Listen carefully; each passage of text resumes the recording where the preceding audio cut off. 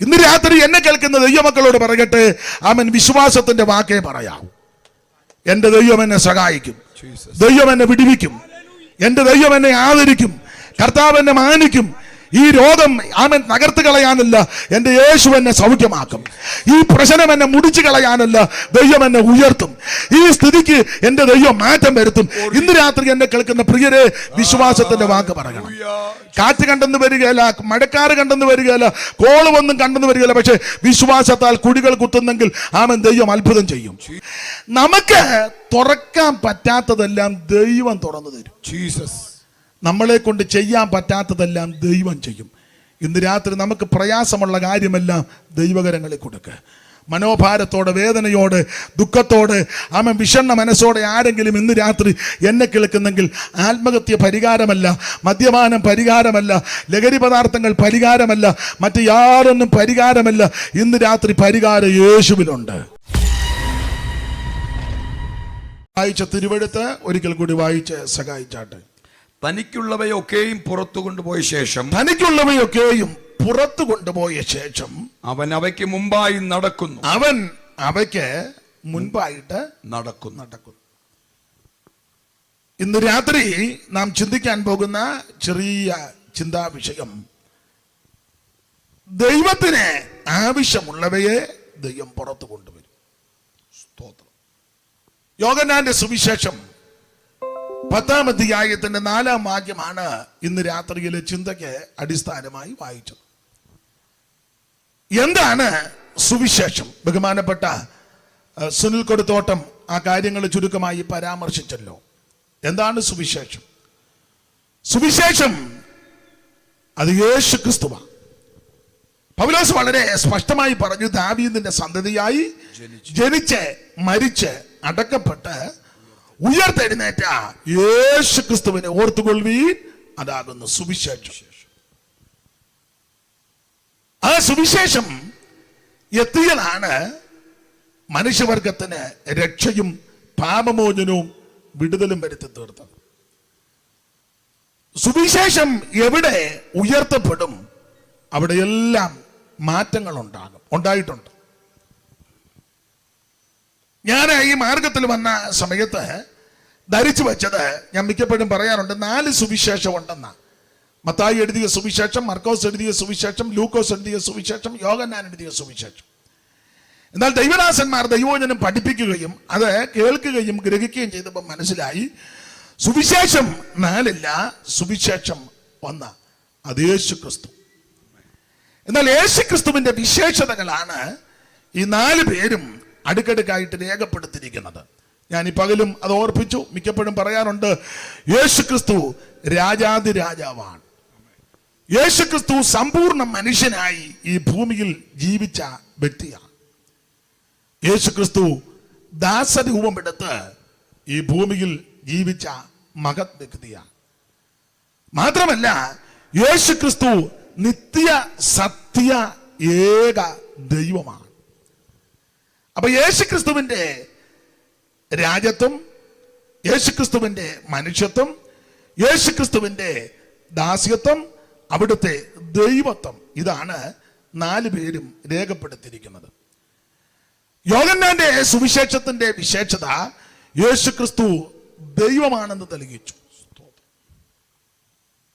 മത്തായി ആ ഭാഗം പഠിക്കുമ്പോൾ മത്തായി യഹൂദന്മാരെ ഉദ്ദേശിച്ചാണ് എഴുത്തിന് പ്രാധാന്യം കൊടുത്തിരിക്കുന്നത്. മർക്കോസ് റോമാക്കാർക്ക് പ്രതീക്ഷിച്ച് അവരെയും കൂടെ ഉന്നം വെച്ചാണ് മർക്കോസ് എഴുതിയിരിക്കുന്നത്. ലൂക്കോസ് ജാതികൾ, യവനായർ, അവരെ ഉദ്ദേശിച്ചാണ് ലൂക്കോസ് എഴുതിയിരിക്കുന്നത്. എന്നാൽ യോഹന്നാന്റെ എഴുത്തിന്റെ വിശേഷത ദൈവസഭയെ ഉദ്ദേശിച്ച.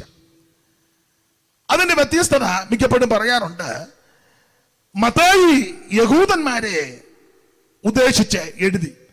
യഹൂദന്മാർക്ക് പാരമ്പര്യം ഇഷ്ടമായതുകൊണ്ട് മത്തായി ആ പാരമ്പര്യങ്ങളെല്ലാം അവിടെ പ്രാരംഭത്തിൽ രേഖപ്പെടുത്തിയിട്ടുണ്ട്.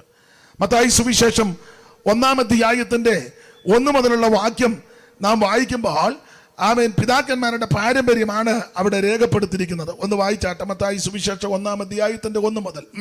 അബ്രഹാമിന്റെ പുത്രനായ ദാവീദിന്റെ പുത്രനായ യേശുക്രിസ്തുവിന്റെ വംശാവലി. അബ്രഹാമിന്റെ പുത്രനായി ദാവീദിന്റെ പുത്രനായി യേശുക്രിസ്തുവിന്റെ വംശാവലി. അബ്രഹാം ഇസഹാക്കിനെ ജനിപ്പിച്ചു. അബ്രഹാം ഇസഹാക്കിനെ ജനിപ്പിച്ചു. ഇസഹാക്ക് യാക്കോബിനെ ജനിപ്പിച്ചു. ഇസഹാക്ക് യാക്കോബിനെ ജനിപ്പിച്ചു. യാക്കോബ് യഹൂദയും അവന്റെ സഹോദരന്മാരെ ജനിപ്പിച്ചു. യഹൂദ താമാരിൽ പാരസിനെയും. അതെ, ആ ഭാഗം വായിക്കുന്നവർക്ക് അറിയാം. താഴോട്ട് യേശുക്രിസ്തുവിന്റെ ജനനം വരെ പിതാക്കന്മാരുടെ ജനനത്തെ പറ്റിയാണ് അവിടെ സൂചിപ്പിക്കുന്നത്. ജനിപ്പിച്ചു, ജനിപ്പിച്ചു, ജനിപ്പിച്ചു. 16-ാമത്തെ വാക്യം വരുമ്പോൾ യേശുക്രിസ്തുവിന്റെ തിരുപ്പിറവിയോടുള്ള ബന്ധത്തിൽ ജനിപ്പിച്ചു എന്നല്ല, നമുക്ക് എല്ലാവർക്കും അറിയാം, ജനിച്ചു എന്നാണ് അവിടെ കൊടുത്തിരിക്കുന്നത്. ഒന്ന് വായിച്ചു. മറിയയുടെ ഭർത്താവായ യോസെഫിനെ ജനിപ്പിച്ചു. അവളിൽ നിന്ന് ക്രിസ്തു എന്ന് പേരുള്ള യേശു ജനിച്ചു. അവളിൽ നിന്ന് ക്രിസ്തു എന്ന് പേരുള്ള യേശു ജനിച്ചു. യോഹന്നാൻ ആ കാര്യം ഒന്നുകൂടെ സ്പഷ്ടമാക്കുന്നുണ്ട്. വചനം ജഡമായി കൃപയും സത്യവും നിറഞ്ഞവനായി.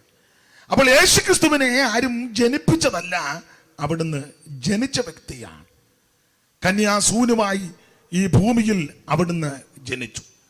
മനുഷ്യവർഗത്തിന്റെ പാപത്തിന് പരിഹാരം വരുത്തുവാൻ കന്യകാസൂതനായി ധരയിൽ വന്നുദിച്ച ധന്യനിമാനുബലി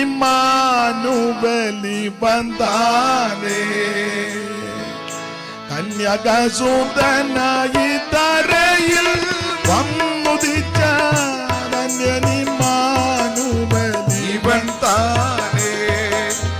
ഇവനെ ഇവനെ ഇവനെ ഇവനെ യേശുരക്ഷക ഇവതാനേ. ഇവനെ ഇവനെ ഇവനെ യേശുരക്ഷക ഇവതാനേ. ആദിയിൽ പാറുദീസിൽ നാദൻ വാക്കു ചൊന്ന അരികിൻ സന്തതി ബന്ധാനേ. ആദിയിൽ പാറുദീസിൽ നാദൻ വാക്കു ചൊന്ന അരികിൻ സന്തതി ബന്ധാനേ. ഇവനെ ഇവനെ ഓ ഇവനെ ഇവനെ ക്രിസ്തേശുരേ ഇവന്താനേ. ഇവനെ ഇവനെ ഇവനെ ഇവനെ ക്രിസ്തേശുരേ ഇവന്താനേ. കരമുയർത്തി ദൈവത്തിന് മഹത്വം കൊടുക്കാം. അപ്പോൾ കൃപയും സത്യവും നിറഞ്ഞവനായി നമ്മുടെ ഇടയിൽ പാർത്ത ക്രിസ്തു. അപ്പൊ യേശു ക്രിസ്തുവിനെ ആരും ജനിപ്പിച്ചതല്ല, അവിടുന്ന് ജനിച്ചു. യഹൂദന്മാർക്ക് പാരമ്പര്യം ഇഷ്ടപ്പെടുന്നത് കൊണ്ട് ആ കാര്യങ്ങൾ അടുക്കടുക്കായിട്ട് മത്തായി രേഖപ്പെടുത്തിയിരിക്കുന്നു. നമുക്കറിയാം, ലൂക്കോസിന്റെ സുവിശേഷം അല്പം കൂടെ വ്യത്യസ്തമാണ്. ലൂക്കോസ് യവനായരെ ഉദ്ദേശിച്ചാണ് എഴുതിയിരിക്കുന്നത്. അവരെ ഉദ്ദേശിച്ച് എഴുതിയിരിക്കുന്നത് കൊണ്ട് യവനന്മാർ ജ്ഞാനം അന്വേഷിക്കുന്നു, യഹൂദന്മാർ അടയാളം ആരായുന്നവരാ. അപ്പൊ ഇവരെ ജ്ഞാനമുള്ളവർ, യവനന്മാർ ജ്ഞാനമുള്ളവരാകയാൽ ചരിത്ര തെളിവുകൾ നിരത്തിയാണ് ലൂക്കോസ് ഓരോ കാര്യങ്ങളും രേഖപ്പെടുത്തിയിരിക്കുന്നത്. അതിന് ഉദാഹരണമായി നമ്മുടെ കർത്താവാകുന്ന യേശുക്രിസ്തുവിന്റെ തിരുപ്പിറവിയോടുള്ള ബന്ധത്തിലും അവിടുത്തെ തിരുജനനത്തോടുള്ള ബന്ധത്തിലും ചരിത്രങ്ങൾ തെളിയിച്ചാണ് ലൂക്കോസ് ആ കാര്യങ്ങളെല്ലാം രേഖപ്പെടുത്തിയിരിക്കുന്നത്. ലൂക്കോസിന്റെ സുവിശേഷം 3-ാം അധ്യായത്തിന്റെ 1 മുതലുള്ള ആ തിരുവെടുത്തുകളൊന്ന് വായിച്ചാട്ടെ. ലൂക്കോസിന്റെ സുവിശേഷം 3-ാം അധ്യായത്തിന്റെ 1 മുതൽ. തിബരിയാസ് കേസരുടെ വാഴ്ചയുടെ 15-ാം ആണ്ടിൽ പൊന്തിയോസ് പീലാത്തോസ് യഹൂദിയ നാട് വാഴുമ്പോൾ ഹെരോദാവ് ഗലീലയിലും അവന്റെ സഹോദരനായ ഫിലിപ്പോസ് ഇദൂര്യത്ര കോന്നിത്തി ദേശങ്ങളിൽ ലൂസാന്യാസ് അബിലേനിയയിലും ഇടപ്രഭുക്കന്മാരായും ഹന്നാവും കയ്യഫാവും മഹാപുരോഹിതന്മാരായും ഇരിക്കും കാലം. അപ്പൊ ശ്രദ്ധിക്കുക, ആ കാലക്കണക്കിട്ട് അന്ന് ഭരിച്ച ഗവർണർമാര്, നാടുവാഴികള്, നാട്ടുരാജാക്കന്മാർ, ചരിത്രങ്ങളെല്ലാം നിരത്തി വെച്ചതിന് ശേഷമാണ് ലൂക്കോസ് ഓരോ കാര്യങ്ങളും രേഖപ്പെടുത്തുന്നത്. എന്ന് പറഞ്ഞാൽ ചരിത്രം പഠിച്ചിട്ടുള്ള, ചരിത്രം പഠിക്കുന്ന ഒരു പഠിതാവിന് തർക്കം കൂടാതെ, സംശയം കൂടാതെ യേശു ക്രിസ്തുവിന്റെ തിരുജനനത്തെ പറ്റിയും അവിടുത്തെ ജീവിതത്തെ പറ്റിയും അവിടുത്തെ ശുശ്രൂഷകളെ പറ്റിയും വിശ്വസിക്കുകയും അംഗീകരിക്കുകയും അനുഗമിക്കുകയും ചെയ്യാം. ലൂക്കോസ് ആ നിലയിലാണ് തൻ്റെ എഴുത്തുകൾ ആമേൻ രേഖപ്പെടുത്തിയിരിക്കുന്നത്. മർക്കോസ് റോമാക്കാരെ ഉന്നം വെച്ച് ഉദ്ദേശിച്ച് എഴുതിയിരിക്കുന്നത് കൊണ്ട് റോമാക്കാരുടെ ഒരു പ്രകൃതി ദീർഘമായി പറയുന്നതും നമ്മുടെ നാടൻ ഭാഷ പറഞ്ഞാൽ വലിച്ചു വാരി പറയുന്നത് അവർക്ക് ഇഷ്ടമല്ല. വളരെ സ്റ്റാൻഡേർഡ് ആയിരിക്കണം, ചുരുക്കമായിരിക്കണം. അതുകൊണ്ടാണ് മർക്കോസിന്റെ സുവിശേഷം വെറും 16 അധ്യായത്തിൽ ഒതുക്കി, എന്നാൽ കാര്യങ്ങളെല്ലാം തെളിയിച്ച് അടുക്കടുക്കായിട്ട് മർക്കോസ് രേഖപ്പെടുത്തിയിരിക്കുന്നത്. ആട്ടെ, സമയത്തെയും നമ്മൾ ഭയപ്പെടണമല്ലോ. എന്നാൽ ഇതിനെല്ലാം വ്യത്യസ്തമാണ് യോഹന്നാന്റെ സുവിശേഷം. യോഹന്നാന്റെ എഴുത്തിന്റെ പ്രത്യേകത മുമ്പേ ഓർപ്പിച്ചല്ലോ, യേശു ക്രിസ്തുവിന്റെ ദൈവത്വം തെളിയിക്കുക. യേശു ക്രിസ്തു ആമൻ സത്യദൈവം, ജീവനുള്ള ദൈവം, ഏക ദൈവം, ആ ദൈവമാണെന്ന് യോഹന്നാൻ ഓരോ അധ്യായത്തിലും ആമൻ യേശുവിന്റെ ദൈവത്വം തെളിയിച്ചു. ഓർപ്പിക്കട്ടെ, ഞാൻ മിക്കപ്പോഴും പറയാറുണ്ട്, യേശു ക്രിസ്തു ഒരു വിഭാഗത്തിന്റെ ദൈവമല്ല, അവിടുന്ന് മുഴു ലോകത്തിന്റെയും ദൈവമാണ്. ഒരു പ്രത്യേക വിഭാഗത്തെ, മതത്തെ അല്ലെങ്കിൽ സംഘടനയെ ചേർക്കാൻ വന്ന ആളല്ല ക്രിസ്തു. അവിടുന്ന് മുഴു ലോകത്തിന്റെയും ദൈവമാണ്.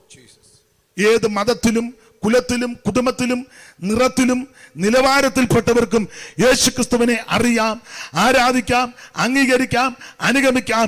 യേശു ക്രിസ്തു മുഴു ലോകത്തിന്റെയും ദൈവമാണ്. ഞാൻ പറയാറുണ്ട്, അടുത്ത കാലത്ത് മുളച്ച് കിളിച്ചു വന്ന ഒരു ദൈവമല്ല ക്രിസ്തു. അവിടുന്ന് നിത്യനായ ദൈവമാണ്. 50 വർഷമോ 100 വർഷമോ 1000 വർഷമോ 10,000 വർഷമോ പഴക്കമല്ല.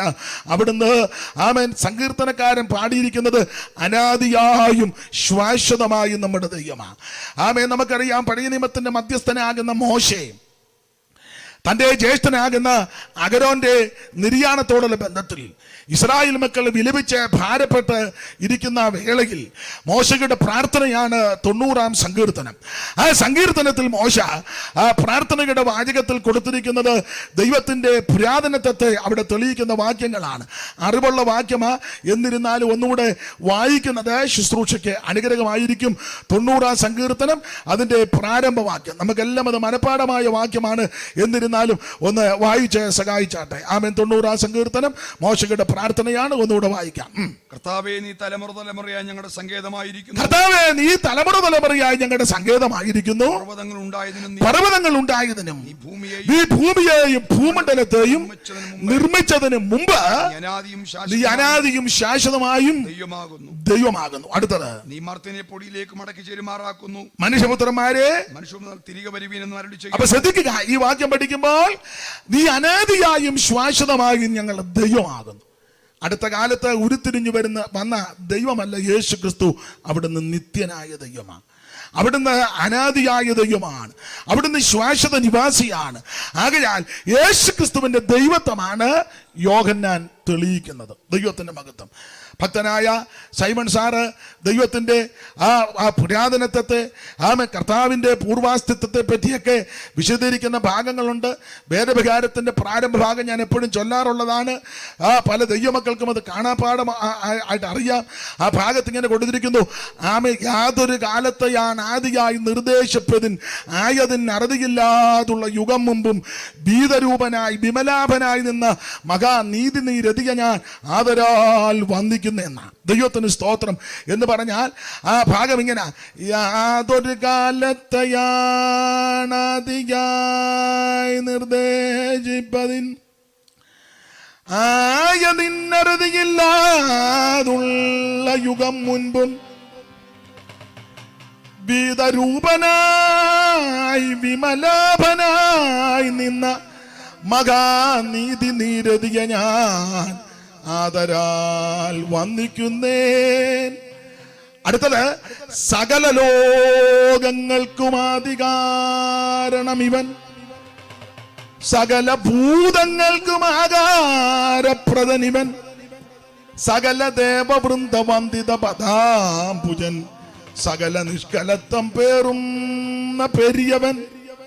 അതെ, വിവരിക്കുന്നില്ല. യാതൊരു കാലത്തെയാണ് ആദിയായി നിർദ്ദേശപ്പതിന് ആയതിന് അറുതിയില്ലാതുള്ള യുഗം മുമ്പും എന്ന് പറഞ്ഞാൽ ഏതൊരു കാലത്തെയാണോ ആദിയായിട്ട് നമ്മൾ ചിന്തിക്കുന്നത്, പഠിക്കുന്നത്. ഉൽപ്പത്തി പുസ്തകം 1-ാം അധ്യായത്തിന്റെ 1-ാം വാക്യം എനിക്കും നിങ്ങൾക്കും പലർക്കും മനഃപ്പാഠമാ. ആദിയിൽ ദൈവം ആകാശവും ഭൂമിയും സൃഷ്ടിച്ചു. ഒരാദി, ആരംഭം. എന്നാൽ സാറ് കൊടുത്തിരിക്കുന്ന പ്രയോഗം അതിനും അറിവില്ലാതുള്ള യുഗം മുമ്പുള്ളവനാ ദൈവം. ഞാനും നിങ്ങളും ആരാധിക്കുന്ന യേശു ക്രിസ്തു നിത്യനായ ദൈവമാ. ഞാനും നിങ്ങളും ആരാധിക്കുന്ന യേശു ക്രിസ്തു ആമേൻ അഖിലാണ്ടങ്ങളെ സൃഷ്ടിച്ച ദൈവമാ. ഈ കാണുന്ന സകല ചരാചരങ്ങളെയും അണ്ടകടാകത്തെയും നിർമ്മിച്ചവനാണ് സർവജ്ഞനായ ദൈവം. വെളിപ്പാട് പുസ്തകം 4-ാം അധ്യായത്തിന്റെ 11-ാമത്തെ വാക്യത്തിൽ നാം വായിക്കുന്നത്, കർത്താവേ നീ സകലത്തെയും സൃഷ്ടിച്ചവനെന്നാ. വായിച്ചേ, വെളിപ്പാട് പുസ്തകം 4-ാം അധ്യായത്തിന്റെ 11-ാമത്തെ വാക്യത്തിൽ അവിടുന്ന് സർവത്തെയും സൃഷ്ടിച്ചവനാണ്. ഈ കാണുന്ന പ്രപഞ്ചത്തെ, ചരാചരങ്ങളെ, ഭൂചര കേചര വസ്തുക്കളെ, അണ്ടകടാ ബ്രഹ്മാണ്ട കോടിടാണ്ടത്തെ സകലത്തെയും നിർമ്മിച്ചവൻ, ചമച്ചവൻ, പടച്ചവൻ ഞാനും നിങ്ങളും ആരാധിക്കുന്ന യേശു ക്രിസ്തു. വായിക്കുക വെളിപ്പാട് പുസ്തകം 4-ാം അധ്യായത്തിന്റെ 11-ാം വാക്യം. കർത്താവേ നീ സർവവും സൃഷ്ടിച്ചവനും, കർത്താവേ നീ സർവവും സൃഷ്ടിച്ചവനും, എല്ലാം നിന്റെ ഇഷ്ടം ഹേതുവായി, എല്ലാം നിന്റെ ഇഷ്ടം ഹേതുവായി ഉണ്ടായതും സൃഷ്ടിക്കപ്പെട്ടതും ആകയാൽ മഹത്വവും ബഹുമാനവും ശക്തിയും കൈക്കൊള്ളുവാൻ യോഗ്യൻ എന്ന് പറഞ്ഞ്. വെളിച്ചത്തിന്റെ ബുദ്ധിമുട്ടുണ്ടോ? അപ്പോൾ ശ്രദ്ധിക്കുക, കർത്താവേ നീ സകലതും സൃഷ്ടിച്ചവനാ. ഈ കാണുന്ന സകലത്തെയും നിർമ്മിച്ചവൻ, ചമച്ചവൻ, പടച്ചവൻ കർത്താവാകുന്ന ക്രിസ്തു. അപ്പോൾ ഉളവായതൊന്നും അവനെ കൂടാതെ ഉളവായതല്ല, സകലതും അവൻ ഉളവാക്കി, അവനായിട്ടും ഉളവാക്കി. എബ്രായ ലേഖനത്തിൽ നാം പഠിക്കുന്നത് സകലത്തിന്റെ ലാക്കും സകലത്തിന്റെ കാരണഭൂതനും അവൻ അവിടുന്ന് തന്നെയാ. ഈ കാണുന്ന സകലത്തെ സൃഷ്ടിച്ച സർവജ്ഞനായ ശക്തനായ ദൈവത്തെ ആരാധിക്കുവാൻ, സേവിക്കുവാൻ, സ്നേഹിപ്പാൻ ഈ ആയുസിൽ നമുക്ക് ലഭിച്ച പദവിയോർത്ത് ദൈവത്തെ മഹത്വപ്പെടുത്തുന്നു. അപ്പൊ യേശുക്രിസ്തുവിന്റെ ദൈവത്വമാണ് യോഹന്നാൻ ഓരോ അധ്യായത്തിലും തെളിയിക്കുന്നത്. അവിടുന്ന് അത്ഭുതങ്ങളുടെ ദൈവമാണ്. ഓരോ അധ്യായത്തിലും അവിടുന്ന് ദൈവമാണെന്ന് തെളിയിച്ചു. നമുക്കറിയാം 1-ാം അധ്യായം യോഹന്നാന്റെ സുവിശേഷം 1-ാം അധ്യായത്തിലെ പ്രത്യേകത യേശുക്രിസ്തുവിനെ ദൈവകുഞ്ഞാടായിട്ട് ലോകത്തിന്റെ പാപത്തെ ചുമക്കുന്ന ദൈവകുഞ്ഞാടായിട്ട് അവിടെ നാം ദർശിക്കുന്നുണ്ട്. കർത്താവിന് മഹത്വം. 2-ാം അധ്യായത്തിലേക്ക് വരുമ്പോൾ കാനാവിലെ കല്യാണ വീട്ടിൽ അവിടുന്ന് പച്ചവെള്ളത്തെ വീഞ്ഞാക്കി. 3-ാം അധ്യായത്തിലേക്ക് വരുമ്പോൾ അവിടുന്ന് നിത്യജീവൻ കൊടുക്കുന്ന സർവശക്തനായ ദൈവം. 4-ാം അധ്യായത്തിൽ ആത്മാവാകുന്ന ദൈവം. 5-ാം അധ്യായത്തിൽ സകല ദീനങ്ങളും വ്യാധികളും പൊറുപ്പിക്കുവാൻ കഴിവുള്ള ദൈവം. 6-ാം അധ്യായത്തിൽ ജീവന്റെ അപ്പമായ നിത്യനായ ദൈവം. 7-ാം അധ്യായത്തിൽ ആത്മ നിറവിനെ പകരുന്ന നിത്യനായ ദൈവം. 8-ാം അധ്യായത്തിൽ ഇരുള് മൂടിയ ലോകത്തിൽ മനുഷ്യൻ വെളിച്ചം തേടി, വെട്ടം തേടി നെട്ടോട്ട് ഓടുമ്പോൾ യേശുക്രിസ്തു യാതൊരു സംശയത്തിന് ഹേതു വരാത്ത വിധത്തിൽ പറയുക, ഞാനാണ് ലോകത്തിന്റെ വെളിച്ചം. യേശുക്രിസ്തുവാണ് സാക്ഷാൽ വെളിച്ചം. 8-ാം അധ്യായത്തിൽ ക്രിസ്തു വെളിച്ചമായ ദൈവം. 9-ാം അധ്യായത്തിൽ പിറവിയിലെ കുരുടനെ സൗഖ്യമാക്കിയ അത്ഭുതങ്ങളുടെ ദൈവം. നമുക്കറിയാം 10-ാം അധ്യായത്തിൽ നല്ല ഇടയനായ ദൈവം. ഇന്ന് രാത്രി ആ നല്ല ഇടയനാകുന്ന യേശു നമ്മുടെ നടുവിലുണ്ട്. മാറത്ത് പൊൻകച്ച കെട്ടിയവനായി, ചുട്ടുപിടിപ്പിച്ച വെള്ളോടിന് സദൃശമുള്ള പാനമുള്ളവനായി, 7 നക്ഷത്രം വലങ്കിയിൽ പിടിച്ച് നിലവിളക്കയുടെ നടുവിൽ നിലയങ്ക ധരിച്ച് നടകൊള്ളുന്ന നസറായൻ ഇന്ന് രാത്രി നമ്മുടെ നടുവിലുണ്ട്. അനുഭവിച്ചുകൊണ്ടിരിക്കുന്ന ദൈവമക്കൾ ഇന്ന് രാത്രി ദൈവത്തിന് മഹത്വം കൊടുക്ക്. ഇന്ന് രാത്രി യേശുക്രിസ്തു നമ്മുടെ നടുവിൽ ഉലാവിക്കൊണ്ടിരിക്കുക. 2-3 പേർ എന്റെ നാമത്തിൽ എവിടെ കൂടിയാലും ഞാൻ അവരുടെ നടുവിൽ വരുമെന്ന് അരുളി ചെയ്ത നസറായൻ ഇന്ന് രാത്രി നമ്മുടെ നടുവിലുണ്ട്. അനുഭവിക്കുന്നവർക്കായിട്ട് ദൈവത്തെ മഹത്വപ്പെടുത്തുന്നു. Hallelujah, hallelujah. അപ്പൊ യേശുക്രിസ്തുവിന്റെ ദൈവത്വം ആട്ടെ ഓരോ അധ്യായത്തിലും ക്രിസ്തു ദൈവമാണെന്ന് തെളിയിക്കുകയാണ്. 1-ാം അധ്യായത്തിൽ ലോകത്തിന്റെ പാപത്തെ ചുമക്കുന്ന ദൈവത്തിന്റെ കുഞ്ഞാണ്. യോഹന്നാന്റെ സുവിശേഷം 1-ാം അധ്യായത്തിന്റെ 29-ാമത്തെ വാക്യവും അതിന്റെ 35-ാമത്തെ വാക്യവും ഒന്ന് വായിച്ച് സഹായിച്ചാട്ടെ. യോഹന്നാന്റെ സുവിശേഷം 1-ാം അധ്യായത്തിന്റെ 29-ാം വാക്യവും 35-ാമത്തെ വാക്യം പരിചിതമായ വാക്യം വായിക്കാം. പിറ്റന്നാൾ യേശു തന്റെ അടുക്കൽ വരുന്നത് അവൻ കണ്ടിട്ട്, ഇതാ ലോകത്തിന്റെ പാപം ചുമക്കുന്ന ദൈവത്തിന്റെ കുഞ്ഞാട്. ഇനി 35-ാമത്തെ വാക്യം കൂടെ. പിറ്റന്നാൾ യോഹന്നാൻ പിന്നെയും തന്റെ ശിഷ്യന്മാരിൽ 2 പേരുമായി അവിടെ നിൽക്കുമ്പോൾ കടന്നുപോകുന്ന യേശുവിനെ നോക്കിയിട്ട്, ഇതാ ദൈവത്തിന്റെ കുഞ്ഞാട് എന്ന് പറഞ്ഞു. ശ്രദ്ധിക്കുക, യോഹന്നാൻ സ്നാപകനും തന്റെ ശിഷ്യന്മാരും നിൽക്കുകയാണ്. ആ സന്ദർഭത്തിൽ ക്രിസ്തുയേശു അതിലേക്ക് കടന്നു പോകുന്ന യേശുവിനെ ചൂണ്ടിക്കൊണ്ട് പറയുകയാണ്, ഇതാ ലോകത്തിന്റെ പാപത്തെ ചുമക്കുന്ന ദൈവത്തിന്റെ കുഞ്ഞാട്. ഇതാ എന്ന പ്രയോഗത്തോടെ യേശു ക്രിസ്തുവിനെ യോഹന്നാന്റെ സുവിശേഷത്തിൽ പലയിടങ്ങളിൽ നാം കാണുന്നുണ്ട്. ഇവിടെ വായിക്കുന്നത് ഇതാ ലോകത്തിന്റെ പാപത്തെ ചുമക്കുന്ന ദൈവത്തിന്റെ കുഞ്ഞാട്. വേറൊരു ഭാഗത്ത് 19-ാം അധ്യായത്തിൽ തന്നെ വായിക്കുന്നുണ്ട് ഇതാ നിങ്ങളുടെ രാജാവ്. അതിനടുത്ത് തന്നെ വായിക്കുന്നു ആ മനുഷ്യൻ ഇതാ. അപ്പോൾ 3 ഭാഗത്ത് യോഹന്നാന്റെ സുവിശേഷത്തിൽ തന്നെ ക്രിസ്തുവിനെ ഇതാ എന്ന് വരച്ചു കാട്ടിയിട്ടുണ്ട്. ഒന്ന്, ഇതാ ലോകത്തിന്റെ പാപത്തെ ചുമക്കുന്ന ദൈവത്തിന്റെ കുഞ്ഞാട്. പീലാത്തോസ് പറയുകയാ ആ മനുഷ്യൻ ഇത് തന്നെയാ എന്ന് പറഞ്ഞാൽ, ഇന്നലെ വൈകുന്നേരം പിടിച്ച് ഒരു കള്ളനെ കൊണ്ടുപോകും പോലെ, കൊള്ളക്കാരനെ കൊണ്ടുപോകും പോലെ പിടിച്ചു കെട്ടി അടിച്ചും നടത്തിയും ഉപദ്രവിച്ചും മുഖത്തെ രോമമെല്ലാം പിഴുതെടുത്ത് മുതുക ഉടുവുചാല് പോലെ നീളത്തിൽ കീറപ്പെട്ടവനായി കന്നത്തടിയേറ്റ് അടിയേറ്റ് കാർക്കിച്ച് തുപ്പലേറ്റ് ശിയാപ്രവാചകൻ പറയും പോലെ കണ്ടാൽ ആളല്ലെന്ന് തോന്നുമാറ് വിരൂപനായിരിക്കുന്ന യേശു ക്രിസ്തു രാവിലെ കെട്ടപ്പെട്ടവനായി മുൻപിൽ കൊണ്ടുവന്ന് നിർത്തിയപ്പോൾ ജനത്തിനിടയിൽ സംശയം. ഇന്നലെ പിടിച്ചുകൊണ്ടുപോയത് സുന്ദരനാകുന്ന സൗന്ദര്യമുള്ള ഒരുവനെയാ പിടിച്ചുകൊണ്ടുപോയത്. ഇത് വികൃത രൂപം കൊണ്ടൊരു വ്യക്തി. ആ തർക്കം തീർക്കാൻ വേണ്ടി പീലാത്തോസ് പറയുക സംശയിക്കേണ്ട, ആ മനുഷ്യൻ ഇത് തന്നെയാണ്. ഇന്ന് രാത്രി എന്നെ കേൾക്കുന്ന സ്നേഹിതരെ, പ്രിയപ്പെട്ടവരെ, എന്റെയും നിങ്ങളുടെയും പാപങ്ങൾ പരിഹരിക്കുവാൻ, അകൃത്യങ്ങൾ പരിഹരിക്കുവാൻ യേശു ക്രിസ്തു നമുക്ക് വേണ്ടി പങ്കപ്പാട് സഹിച്ചു. അവിടുത്തെ തിരുരക്തത്താൽ അതിക്രമങ്ങളുടെ പാപമോചനമെന്ന വീണ്ടെടുപ്പുണ്ട്. ഇന്ന് രാത്രി യേശുവിന്റെ രക്തത്തിന് ശക്തിയുണ്ട്. അപ്പൊ ശ്രദ്ധിക്കുക, ഇതാ എന്ന പ്രയോഗത്തോടു കൂടി ക്രിസ്തുവിനെ 3 സ്ഥലത്തും നാം ദർശിക്കുന്നുണ്ട്. ഇവിടെ യോഹന്നാൻ സ്നാപകൻ പറയുകയാണ് ഇതാ ലോകത്തിന്റെ പാപത്തെ ചുമക്കുന്ന ദൈവത്തിന്റെ കുഞ്ഞാട്. നിങ്ങൾ വേദപുസ്തകം പഠിക്കുന്നവരും പഠിപ്പിക്കുന്നവരുമാ ആ കാര്യം നിങ്ങൾക്കറിയാം. യേശു ക്രിസ്തുവിന്റെ കുഞ്ഞാടെന്നും ദൈവ കുഞ്ഞാടെന്നും അറക്കപ്പെട്ട കുഞ്ഞാടെന്നും കുരുളറക്കപ്പെട്ട കുഞ്ഞാടെന്നും യോഗ്യനായ കുഞ്ഞാടെന്നും ആരാധനയ്ക്ക് യോഗ്യനായ കുഞ്ഞാടെന്നും കോപത്തിന്റെ കുഞ്ഞാടെന്നും ആമേൻ വേളുകടിക്കാൻ വരുന്ന കുഞ്ഞാടെന്നൊക്കെ അലങ്കാര ഭാഷയിലും ഉപമയിലുമൊക്കെ ഈ പുസ്തകത്തിൽ പലയിടങ്ങളിൽ ക്രിസ്തുവിനെ വെളിപ്പെടുത്തിയിട്ടുണ്ട്. ഇന്ന് രാത്രി ആ ദൈവ കുഞ്ഞാട് മറ്റാരുമല്ല, കർത്താവാകുന്ന യേശു ക്രിസ്തു. Praise the Lord. Katudeyo diyoradine neduvan tedi ni vannadina. Katudeyo diyoradine neduvan tedi ni vannadina. പാപക്കാട്ടിൽ നിന്നോടി മാ ശ്രേഷ്ഠയിടയേ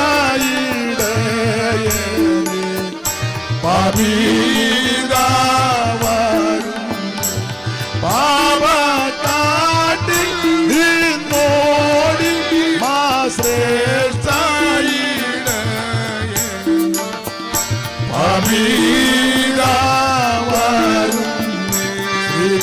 വാട്ടിൻ കുട്ടിയെ തിരുപാദം എന്റെ ശരണം, തിരുപാദം എന്റെ ശരണം. വാട്ടിൻ കുട്ടിയെ തിരുപാദം എന്റെ ശരണം,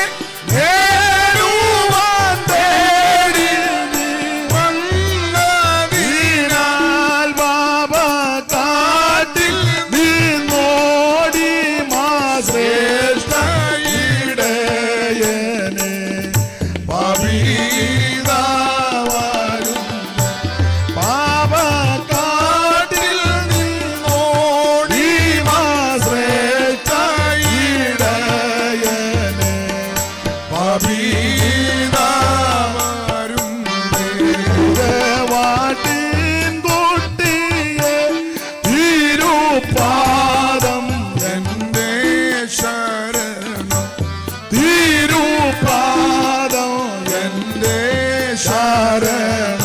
ശ്രീദേവാട്ടിൻ കുട്ടിയെ തിരുപാദം എന്റെ ശരണ, തിരുപാദം എന്റെ ശരണം. കരമുയർത്തി കർത്താവിന് മഹത്വം കൊടുക്കാം. അവിടുന്ന് സാക്ഷാൽ ദൈവ കുഞ്ഞാടാണ്. യോഹന്നാന്റെ സുവിശേഷം 1-ാം അധ്യായത്തിൽ വളരെ സ്പഷ്ടമായിട്ട് പറയുകയാണ്, ഇതാ ലോകത്തിന്റെ പാപത്തെ ചുമക്കുന്ന ദൈവത്തിന്റെ കുഞ്ഞാട്. ക്രിസ്തു നടന്നു പോയപ്പോ പറയുക. നമ്മൾ ഈ തിരുവചനം പഠിക്കുമ്പോൾ യോഹന്നാന്റെ സുവിശേഷത്തിൽ കാണുന്ന പ്രയോഗം ലോകത്തിന്റെ പാപത്തെ ചുമക്കുന്ന ദൈവത്തിന്റെ കുഞ്ഞാട്. നിങ്ങൾ വേദപുസ്തകം വായിക്കുന്നവർക്കറിയാം, ഉൽപ്പത്തി പുസ്തകം 22-ാം അധ്യായത്തിൽ ഒരു ആടിനെ കാണുന്നുണ്ട്. അത് വിശ്വാസികളുടെ പിതാവാകുന്ന അബ്രഹാം തനിക്ക് പരീക്ഷ സംഭവിച്ച സമയത്ത് ദൈവം തന്നോട് പറഞ്ഞു, അബ്രഹാമേ, നീ സ്നേഹിക്കുന്ന നിന്റെ ഏകജാതനാകുന്ന ഇസഹാക്കിനെ തന്നെ ഞാൻ പറയുന്ന സ്ഥലത്ത് കൊണ്ടുപോയി ഹോമയാഗം കഴിക്കണം. അരുളപ്പാട് കേട്ട അബ്രഹാം, എൻ്റെ ഭാഷയെ പറഞ്ഞ അടങ്ങിക്കിടന്നില്ല. അബ്രഹാം അധികാലത്ത് എഴുന്നേറ്റു. നമ്മൾ ആ അരുളപ്പാട് കേൾക്കുന്നെങ്കിൽ രാവിലെ പൊങ്ങുകയല്ല, അനങ്ങുകയല്ല. ഇനി അഥവാ പൊങ്ങിയാലും പമ്മി കിടക്കും, ആരും അനങ്ങുകയല്ല. എന്നാൽ അബ്രഹാം അധികാലത്ത് എഴുന്നേറ്റു. അധികാലത്ത് എഴുന്നേറ്റ് കഴുതയ്ക്ക് കോപ്പിട്ട് ബാല്യക്കാരെയെല്ലാം ക്രമപ്പെടുത്തി ദൈവം പറഞ്ഞ സ്ഥലത്തേക്ക് പോകുകയാണ്. തൻ്റെ മകൻ ഇസഹാക്കിനെയും കൂട്ടി അബ്രഹാം ദൈവം പറഞ്ഞ സ്ഥലത്തേക്ക് യാത്രയായി. ആ ഭാഗം പഠിക്കുന്നവർക്കറിയാം. അങ്ങനെ അവർ യാത്ര ചെയ്ത് ദൂരെ വെച്ച് അബ്രഹാം ആ സ്ഥലം കണ്ടു. ആ സ്ഥലം കണ്ടപ്പോൾ ബാല്യക്കാരോട് പറഞ്ഞു, നിങ്ങൾ ഈ കഴുതയുമായിട്ട് ഇവിടെ ഇരിപ്പീൻ, ഞാനും ബാലനും അവിടത്തോളം ചെന്ന് ആരാധന കഴിച്ച് മടങ്ങി വരാം. ആ ഭാഗം ഇങ്ങനെ ചിന്തിക്കുന്ന നല്ലതാ. അബ്രഹാം വിശ്വാസത്താൽ പറഞ്ഞതാ. ഞാനും ബാലനും അവിടത്തോളം ചെന്ന് ആരാധന കഴിച്ച് മടങ്ങി വരും. ആരാധന കഴിച്ച് മരിക്കുകയല്ല, ആരാധന കഴിച്ച് ജീവനോടെ തിരിച്ചു വരിക. ആരാധിച്ച് മരിക്കുകയല്ല, അവൻ ആരാധിക്കുന്ന ദൈവമക്കൾ ജീവിക്കുക. ദൈവത്തിന് മഹത്വം എന്ന് പറഞ്ഞാൽ സമൃദ്ധിയായ ജീവൻ തരുവാന അവിടുന്ന് സ്വർഗ മഹിമകൾ വിട്ട് ഈ ലോകത്തിലേക്ക് ഇറങ്ങി. അപ്പോൾ അബ്രഹാം വിശ്വാസത്താൽ പറഞ്ഞു, നിങ്ങൾ ഇവർ കഴുതയുമായിട്ട് എന്ന് പറഞ്ഞാൽ ഇവരുമായിട്ട് പോയാൽ ആരാധന ശരിയാകുകയല്ല. അതുകൊണ്ട് അവരെ ബാല്യക്കാരി അവിടെ ഇരുത്തി താനും മകനും മോറിയ മലയിലേക്ക് പോകുകയാണ്. ആ ഭാഗം പഠിക്കുന്നവർക്കറിയാം. അങ്ങനെ ഇസഹാക്കും അബ്രഹാമും ആ മലയിലേക്ക് നടന്നു കയറുമ്പോൾ ഇസഹാക്ക് അബ്രഹാമിനോട് ചോദിച്ചു. ഭാഗം നമുക്കറിയാം. അപ്പൊ കത്തിയും വിറകും തീയുമൊക്കെ ഉണ്ട്, ഈ ഹോമയാഗത്തിനുള്ള ആട്ടിൻകുട്ടി. അബ്രഹാം മകനെ വിശ്വാസം പഠിപ്പിച്ചു, മോനെ യഹോവ കരുതിക്കൊള്ളു. ഇന്ന് രാത്രി എന്നെ കേൾക്കുന്ന ദൈവമക്കളോട് പറയട്ടെ, അവൻ വിശ്വാസത്തിന്റെ വാക്കേ പറയാവൂ. എന്റെ ദൈവം എന്നെ സഹായിക്കും, ദൈവം എന്നെ വിടുവിക്കും, എന്റെ ദൈവം എന്നെ ആദരിക്കും, കർത്താവ് എന്നെ മാനിക്കും. ഈ രോഗം അവൻ തകർത്ത് കളയാനല്ല, എൻ്റെ യേശു എന്നെ സൗഖ്യമാക്കും. ഈ പ്രശ്നം എന്നെ മുടിച്ചു കളയാനല്ല, ദൈവം എന്നെ ഉയർത്തും. ഈ സ്ഥിതിക്ക് എൻ്റെ ദൈവം മാറ്റം വരുത്തും. ഇന്ന് രാത്രി എന്നെ കേൾക്കുന്ന പ്രിയരെ, വിശ്വാസത്തിന്റെ വാക്ക് പറയണം. കാറ്റ് കണ്ടെന്ന് വരികയല്ല, മഴക്കാറ് കണ്ടെന്ന് വരികയല്ല, കോളുമൊന്നും കണ്ടെന്ന് വരികയല്ല. പക്ഷെ വിശ്വാസത്താൽ കുടികൾ കുത്തുന്നെങ്കിൽ അവൻ ദൈവം അത്ഭുതം ചെയ്യും. ഇന്ന് രാത്രി വിശ്വാസത്തിന്റെ വാക്കേ ദൈവമക്കൾ പറയാവൂ. ഒരാൾ രോഗപീഠയിൽ വലഞ്ഞ് നമ്മളിലേക്ക് വരുമ്പോൾ ആശുപത്രിയുടെ പേര് പറഞ്ഞ് അവരെ ആ വിധത്തിൽ വിടുകയല്ല. യേശു സൗഖ്യമാക്കുമെന്ന് പറയണം. യേശു വിടുവിക്കും, യേശു സൗഖ്യമാക്കും. അവിടുന്ന് അത്ഭുതങ്ങളുടെ ദൈവമാ. വിശ്വാസത്തിന്റെ വാക്കേ പറയും. രണ്ട് വിശ്വാസികൾ തമ്മിൽ കൂടിയാൽ വിശ്വാസവാക്കേ പറയാവൂ. നിരാശയുടെ പരാജയത്തിന്റെ ഒരു വാക്കും പറയരുത്, വിശ്വാസത്തിന്റെ വാക്ക് പറയണം. അപ്പോൾ അബ്രഹാം തന്റെ മകൻ ഇസഹാക്കിനോട് വിശ്വാസത്തിന്റെ വാക്ക് പറഞ്ഞു, മകനെ യഹോവ കരുതിക്കൊള്ളും. ദൈവത്തിന്റെ മഹത്വം. അങ്ങനെ ഇസഹാക്കും അബ്രഹാമും കൂടെ മോറിയ മലയിൽ ചെന്ന ഭാഗം നമുക്കറിയാം. അബ്രഹാം യാഗപീഠമെല്ലാം അടുക്കി തൻ്റെ മകൻ ഇസഹാക്കിനെ അവിടെ കെട്ടി, ആ വിറകിന് മീതെ കെട്ടി കിടത്തി. അബ്രഹാം തൻ്റെ മകൻ ഇസഹാക്കിനെ ഹോമയാഗം കഴിക്കേണ്ടതിന് കത്തി എടുത്തു എന്നാണ് നാം പുസ്തകത്തിൽ വായിക്കുന്നത്. കത്തി എടുത്തപ്പോൾ ദൈവശബ്ദം കേൾക്കുകയാണ്, അബ്രാമേ അബ്രാമേ ബാലന്റെ മേൽ കൈവെക്കരുത്. ഹല്ലേലൂയ. ആ ഭാഗത്ത് വായിക്കുന്ന അബ്രഹാം പുറകോട്ട് തിരിഞ്ഞ് നോക്കിയപ്പോൾ ഒരാട്ടുകൊറ്റൻ കുരുങ്ങപ്പെട്ട് കിടക്കുന്നു എന്ന് പറഞ്ഞാൽ ഇതിങ്ങനെ പഠിക്കുന്നതാ നല്ലത്. ഇസഹാക്കിന് പകരം ആ ആട്ടുകൊറ്റനെ അബ്രഹാം ഹോമയാഗം കഴിച്ചു. ഉൽപ്പത്തി പുസ്തകത്തിൽ ഇസഹാക്കിനെ യാഗം കഴിച്ചതായിട്ട് രേഖപ്പെടുത്തിയിട്ടില്ല. എന്നാൽ എബ്രായ ലേഖന കർത്താവ് ആ കാര്യം പറയുന്നത് വിശ്വാസത്താൽ അബ്രഹാം ഇസഹാക്കിനെ യാഗം അർപ്പിച്ചു എന്ന് അവിടെ എഴുതിയേക്കുന്നത്. ഒന്ന് വായിച്ചേ ആ എബ്രായ ലേഖനം, നമുക്കറിവുള്ള വാക്യം ആ 11-ാം അധ്യായത്തിന്റെ 18 മുതലുള്ള തിരുവെടുത്തുകളൊന്ന് വായിച്ചാട്ടെ. എബ്രായ ലേഖനം 11-ാം അധ്യായത്തിന്റെ 18 മുതലുള്ള തിരുവെടുത്തുകളൊന്ന് വായിച്ചാട്ടെ. വിശ്വാസത്താൽ അബ്രഹാം താൻ പരീക്ഷിക്കപ്പെട്ടപ്പോൾ ഇസഹാക്കിനെ യാഗം അർപ്പിച്ചു. വിശ്വാസത്താൽ അബ്രഹാം താൻ പരീക്ഷിക്കപ്പെട്ടപ്പോൾ ഇസഹാക്കിനെ യാഗം അർപ്പിച്ചു. അങ്ങനെ തന്നെ എഴുതിയേക്കുന്നത്. എന്നാൽ ഉൽപ്പത്തി പുസ്തകത്തിൽ ഇസഹാക്കിനെ യാഗം കഴിച്ചതായിട്ട് എഴുതിയിട്ടില്ല. എന്നാൽ ഈ സംഭവം യാഗമായിട്ട് ദൈവം അംഗീകരിച്ചു. സ്തോത്രം. കാരണം യാഗം കഴിക്കാൻ പോയവന്റെ മനസ്സും ഹൃദയവും നോക്കിയപ്പോൾ പൂർണ്ണ സമർപ്പണത്തോടാണ് നിൽക്കുന്നത്. ഇന്ന് രാത്രി ദൈവസന്നിധിയിൽ പൂർണ്ണമായി സമർപ്പിക്കുന്നവരെ അനുഗ്രഹിക്കുന്ന, അംഗീകരിക്കുന്ന, ആദരിക്കുന്ന ഒരു ദൈവമുണ്ട്. Price the Lord. അവിടെ വായിക്കുന്നത് വിശ്വാസത്താൽ അബ്രഹാം ഇസഹാക്കിനെ യാഗം അർപ്പിച്ചു. അടുത്ത വാക്യം വായിച്ചേ. ഇസഹാക്കിൽ നിന്ന് ജനിക്കുന്നവർ നിന്റെ സന്തതി എന്ന് വിളിക്കപ്പെടും. ഇസഹാക്കിൽ നിന്ന് ജനിക്കുന്നവൻ നിന്റെ സന്തതി എന്ന് വിളിക്കപ്പെടുമെന്ന് അരുളപ്പാട് ലഭിച്ച് വാഗ്ദാനങ്ങളെ കൈക്കൊണ്ടവൻ തന്റെ ഏകജാതനെ അർപ്പിച്ചു. വീണ്ടും എഴുതിയിരിക്കുക അർപ്പിച്ചു. രണ്ട് സ്ഥലത്തായിട്ട് എഴുതിയിരിക്കുക ഇസഹാക്കിനെ യാഗം അർപ്പിച്ചു. അബ്രഹാം ഇസഹാക്കിനെ യാഗം അർപ്പിക്കുമ്പോൾ അബ്രഹാമിന്റെ വിശ്വാസം എന്തുവാണെന്ന് അടുത്ത വാക്യത്തിൽ രേഖപ്പെടുത്തിയിട്ടുണ്ട്. അടുത്ത വാക്യം വായിച്ചേ. മരിച്ചവരുടെ ഇടയിൽ നിന്ന് ഉയർപ്പിക്കാൻ ദൈവം ശക്തനെന്ന് എണ്ണുകയും മരിച്ചവരുടെ ഇടയിൽ നിന്ന് ഉയർപ്പിക്കാൻ ദൈവശക്തനെണ്ണി എന്ന് പറഞ്ഞാൽ ഇസഹാക്കുമായിട്ട് മോറിയാമലയിലേക്ക് പോകുമ്പോൾ അബ്രഹാമിന്റെ ഹൃദയത്തിലെ വിശ്വാസം, ഞാൻ അവിടെ ചെന്ന് യാഗപടമടുക്കി വിറകുകൾ കീറി അവൻ അടുക്കി എന്റെ ഏകജാതനാകുന്ന ഇസഹാക്കിനെ കയ്യും കാലും കെട്ടി യാഗപടത്തിൽ കടത്തി കത്തിയെടുത്ത് അവനെ അറുത്ത് കണ്ടിച്ച് തുണ്ടം തുണ്ടമായി നുറുക്കി അവൻ തീ കൊടുത്ത് ആ ഇസഹാക്കിന്റെ മാംസകഷണങ്ങൾ കത്തി അമർന്ന് ഒരു പിടി ചാരമായാൽ ആ ചാരത്തിൽ നിന്ന് ഇവനെ ഉയർപ്പിക്കുവാൻ ഞാൻ സേവിക്കുന്ന എന്റെ ദൈവം വിശ്വസ്തൻ. മരിച്ചവരെ ഉയർപ്പിക്കുന്നവനാണ് ദൈവം. Price the Lord. ഇന്ന് രാത്രി ദൈവമക്കൾ വിശ്വാസത്തോടെ കടന്നു പോകണം. ആമേൻ. അബ്രഹാമിനെ പോലെ വിശ്വസിക്ക്. മരിച്ചവരുടെ ഇടയിൽ നിന്ന് ഉയർപ്പിക്കാൻ എന്റെ ദൈവം വിശ്വസ്തൻ. നിന്റെ പ്രശ്നങ്ങൾക്ക് പരിഹാരം തരുവാൻ ദൈവം വിശ്വസ്തൻ. നിന്റെ വിഷയങ്ങൾക്ക് തീർപ്പ് കൽപ്പിക്കുവാൻ ദൈവം വിശ്വസ്തൻ. ആ മരിച്ചവരുടെ ഇടയിൽ നിന്ന് ഉയർപ്പിക്കാൻ ദൈവം വിശ്വസ്തൻ എന്ന് എണ്ണി. അടുത്ത വാക്യം വായിച്ചേ. അവരുടെ ഇടയിൽ നിന്ന് എഴുന്നേറ്റവനെ പോലെ അവനെ തിരികെ പ്രാപിക്കുകയും ചെയ്തു എന്ന് പറഞ്ഞാൽ ഇസഹാക്കിനെ യാഗം അർപ്പിച്ചു. ആ ഉയർത്ത ഇസഹാക്കിനെയും കൊണ്ടാ അബ്രഹാം തിരിച്ചു വന്നെന്ന അതിന്റെ ആത്മീക പാഠം. ദൈവത്തിന് സ്തോത്രം. എന്നിരുന്നാലും ഉൽപ്പത്തി പുസ്തകം 22-ാം അധ്യായം പഠിക്കുമ്പോൾ അവിടെ ഇസഹാക്കിനെ യാഗം അർപ്പിച്ചതായിട്ട് രേഖപ്പെടുത്തിയിട്ടില്ല. പകരം ഒരു കുഞ്ഞാട് അവിടെ അറക്കപ്പെട്ടിട്ടുണ്ട്. ഞാൻ പറയാനുണ്ട്, ആ കുഞ്ഞാട് ഇങ്ങനെ ചിന്തിക്കണം, ഇസഹാക്കിന് പകരം അറക്കപ്പെട്ട കുഞ്ഞാട്. അതെ, വിവരിക്കുന്നില്ല, സമയത്തെയും ഭയപ്പെടുന്നല്ലോ.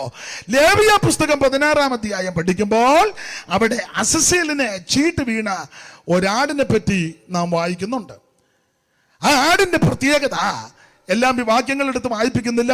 പുരോഹിതന്റെ തലയിൽ കൈവച്ച് ഇസ്രായേൽ മക്കൾ ചെയ്തു കൂട്ടിയ അക്രമങ്ങളും അനീതികളും പാപങ്ങളും ഈ ആടിന്റെ മേൽ ചുമത്തി മരുഭൂമിയിൽ ഒരുവന്റെ കൈവശം കൊടുത്തു വിടുകയാ. ആ അസസേലിന് ചീട്ട് വീണ ആട്. അവിടെ വായിക്കുന്നത് ഇസ്രായേൽ ഗോത്രങ്ങളുടെ എല്ലാം പാപം ഈ ആടിന്റെ മേൽ ചുമത്തുകയാണ്. അങ്ങനെ ഇസ്രായേൽ ഗോത്രങ്ങൾക്ക് വേണ്ടി, ഇസ്രായേൽ ജനത്തിന് വേണ്ടി പാപം വഹിച്ചുകൊണ്ട് ആമൻ കടന്നു പോകുന്ന ഒരു കുഞ്ഞാട്. നിങ്ങൾക്കറിയാം, പുറപ്പാട് പുസ്തകം 12-ാം അധ്യായം പഠിക്കുമ്പോൾ അവിടെ ഒരു കുഞ്ഞാടിനെ ദർശിക്കുന്നുണ്ട്. അവൻ മിസ്രയീമിൽ അടിമകളായി കിടന്ന ഇസ്രായേൽ മക്കളെ വിടുവിക്കുവാൻ ദൈവത്തിന് തിരുവുള്ളമുണ്ടായി. ഉദ്ധാരകനായിട്ട് ദൈവം മോശയെ തെരഞ്ഞെടുത്തു. പ്രാരംഭത്തിൽ 9 മാനവിട്ടിട്ടും മാനസാന്തരം വരാതിരുന്നപ്പോൾ ദൈവം അറിയിച്ചു, 10-ാമത്തെ മാന സംഹാരമാ ആദിയാതന്മാർ മാറ്റപ്പെടും. ആദിയാതന്മാർ മാറ്റപ്പെട്ട് സംഹാരദൂതൻ വന്ന് ആദിയാതനെ അപകരിച്ച് നശിപ്പിച്ച് കളയാതിരിക്കുവാൻ ചെയ്യേണ്ട ഒരു ക്രിയയുണ്ട്.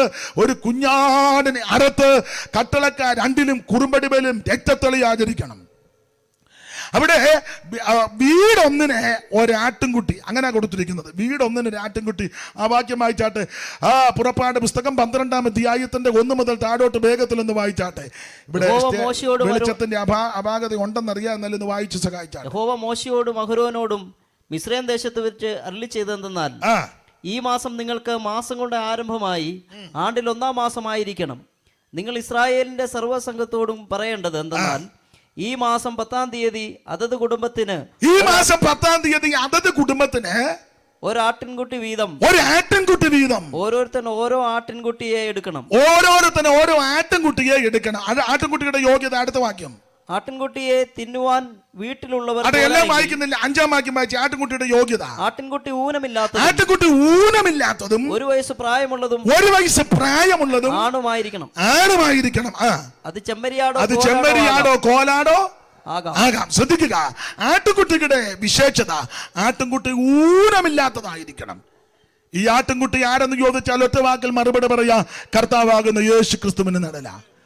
പൗലോസ് വളരെ സ്പഷ്ടമായിട്ട് പറഞ്ഞു, നമ്മുടെ പ്രസംഗ കുഞ്ഞാടും അറുക്കപ്പെട്ടിരിക്കുന്നു, ക്രിസ്തു തന്നെ. Praise the lord. യേശു ക്രിസ്തുവാകുന്ന ആ ദൈവ കുഞ്ഞാട്. ഈ ആട്ടുകുട്ടിയുടെ പ്രത്യേകത, ആട്ടുംകുട്ടി ഊനമില്ലാത്തതാ. സ്തോത്രം. യേശു ക്രിസ്തുവിൽ യാതൊരു പാപവുമില്ല.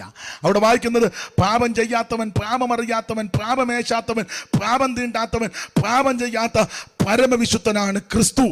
ദൈവത്തിന് സ്തോത്രം. അപ്പോൾ അവിടുത്തെ യാതൊരു പാപവും ഒരു തെറ്റും കുറ്റവും അവിടുത്തേക്കില്ല. യേശു ക്രിസ്തു നിർദോഷൻ, നിർമ്മലൻ, പവിത്രൻ, പാപികളോട് വേർപെട്ടവൻ. അവിടുന്ന് സ്വർഗത്തേക്കാൾ വലിയവൻ, യോനായേക്കാൾ വലിയവൻ, ശലോമോനേക്കാൾ വലിയവൻ, ദൈവാലയത്തേക്കാൾ വലിയവൻ, സ്വർഗത്തേക്കാൾ വലിയവൻ. ഇതുപോലെ സേത്തനാകുന്ന ഉന്നതനാകുന്ന മഹിമയുള്ള വേറൊരുവൻ ഉണ്ടായിട്ടില്ല, ഇനി ഉണ്ടാകത്തില്ല. യേശു ക്രിസ്തു മാത്രം ഉന്നതൻ. ഉന്നത ദൈവ നന്ദനുലകിൽ വന്നിതു കന്യാജാതനായി. ഉന്നത ദൈവ നന്ദനുലകിൽ വന്നിതു കന്യാജാതനായി. ഇന്നോളം ഒരാൾ വന്നിതുപോൽ അന്നവതാരം. ഇന്നോളം ഒരാൾ വന്നിതുപോൽ അന്നവതാരം. എന്നോരത്ഭുത പുരുഷൻ ക്രിസ്തു,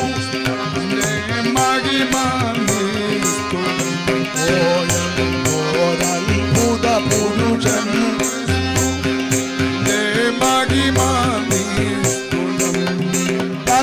തലചായ്പാനായി സ്ഥലമില്ലാത്തോർ ഉലകമകാന്മാർ മുൻപിലോ. തലചായ്പാനായി സ്ഥലമില്ലാത്തോർ ഉലകമകാന്മാർ മുൻപിലോ. തല താഴ്ത്താതെ നിലതെറ്റാതെ തലമോടു ജീവി കൽപുത. തല താഴ്ത്താതെ നിലതെറ്റാതെ തലമോടു കൽപുത. എന്നോരത്ഭുത പുരുഷൻ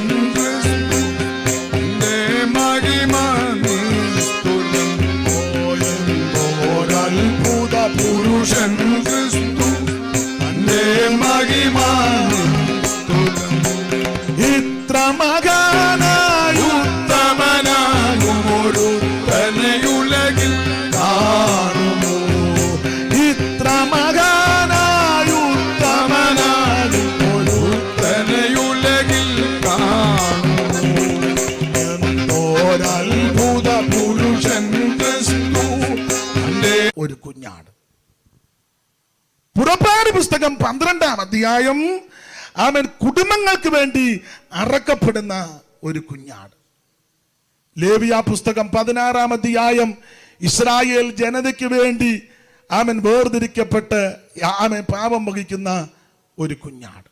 എന്നാൽ യോഹന്നാന്റെ സുവിശേഷം 1-ാം അധ്യായത്തിലെ ഈ കുഞ്ഞാടിന്റെ വിശേഷത വ്യക്തിക്കും കുടുംബത്തിനും ഗോത്രത്തിനും മാത്രമല്ല മുഴു ലോകത്തിനു വേണ്ടി അറക്കപ്പെടുന്ന ദൈവ കുഞ്ഞാടാ. ഇന്ന് രാത്രി യേശു ക്രിസ്തു മുഴു ലോകത്തിന്റെ ദൈവമാ. ആമൻ, മുഴു ലോകത്തിന്റെ ദൈവമാണ് ക്രിസ്തു. ആര് ഈ ക്രിസ്തുവിനെ രക്ഷിതാമായി സ്വീകരിക്കും അവർക്ക് അനുഗ്രഹമാ. ഇന്ന് രാത്രി ഇത് സുപ്രസാദ കാലമാണ്, ഇത് രക്ഷാദിവസമാണ്. യേശു ക്രിസ്തുവിനെ രക്ഷകനായി സ്വീകരിക്കുവാൻ, ക്രിസ്തുവേശുവിന് ഹൃദയം കൊടുക്കുവാൻ മറ്റൊരുത്തനും രക്ഷയില്ല. നാം രക്ഷിക്കപ്പെടുവാൻ ആകാശത്തിന് കീഴിൽ മനുഷ്യരുടെ ഇടയിൽ നൽകപ്പെട്ട ഒരേ ഒരു നാമം നസറയനാകുന്ന യേശു ക്രിസ്തുവിന്റെ നാമം. Price the Lord. ഇന്ന് രാത്രി ആ നസറായൻ ആര് ഹൃദയം കൊടുക്കും അവരെ ഇന്ന് രാത്രി രക്ഷിക്കും. ഹൃദയത്തിന്റെ വാതിക്കൽ നിന്ന് യേശു മുട്ടുന്നു. 5 പൈസ മുടക്കണ്ട, അര കാശ് മുടക്കണ്ട, അര മൈൽ നടക്കണ്ട, ഒരു ഭൗതിക വസ്തുക്കളും കൊണ്ട് കാഴ്ചവെക്കണ്ട.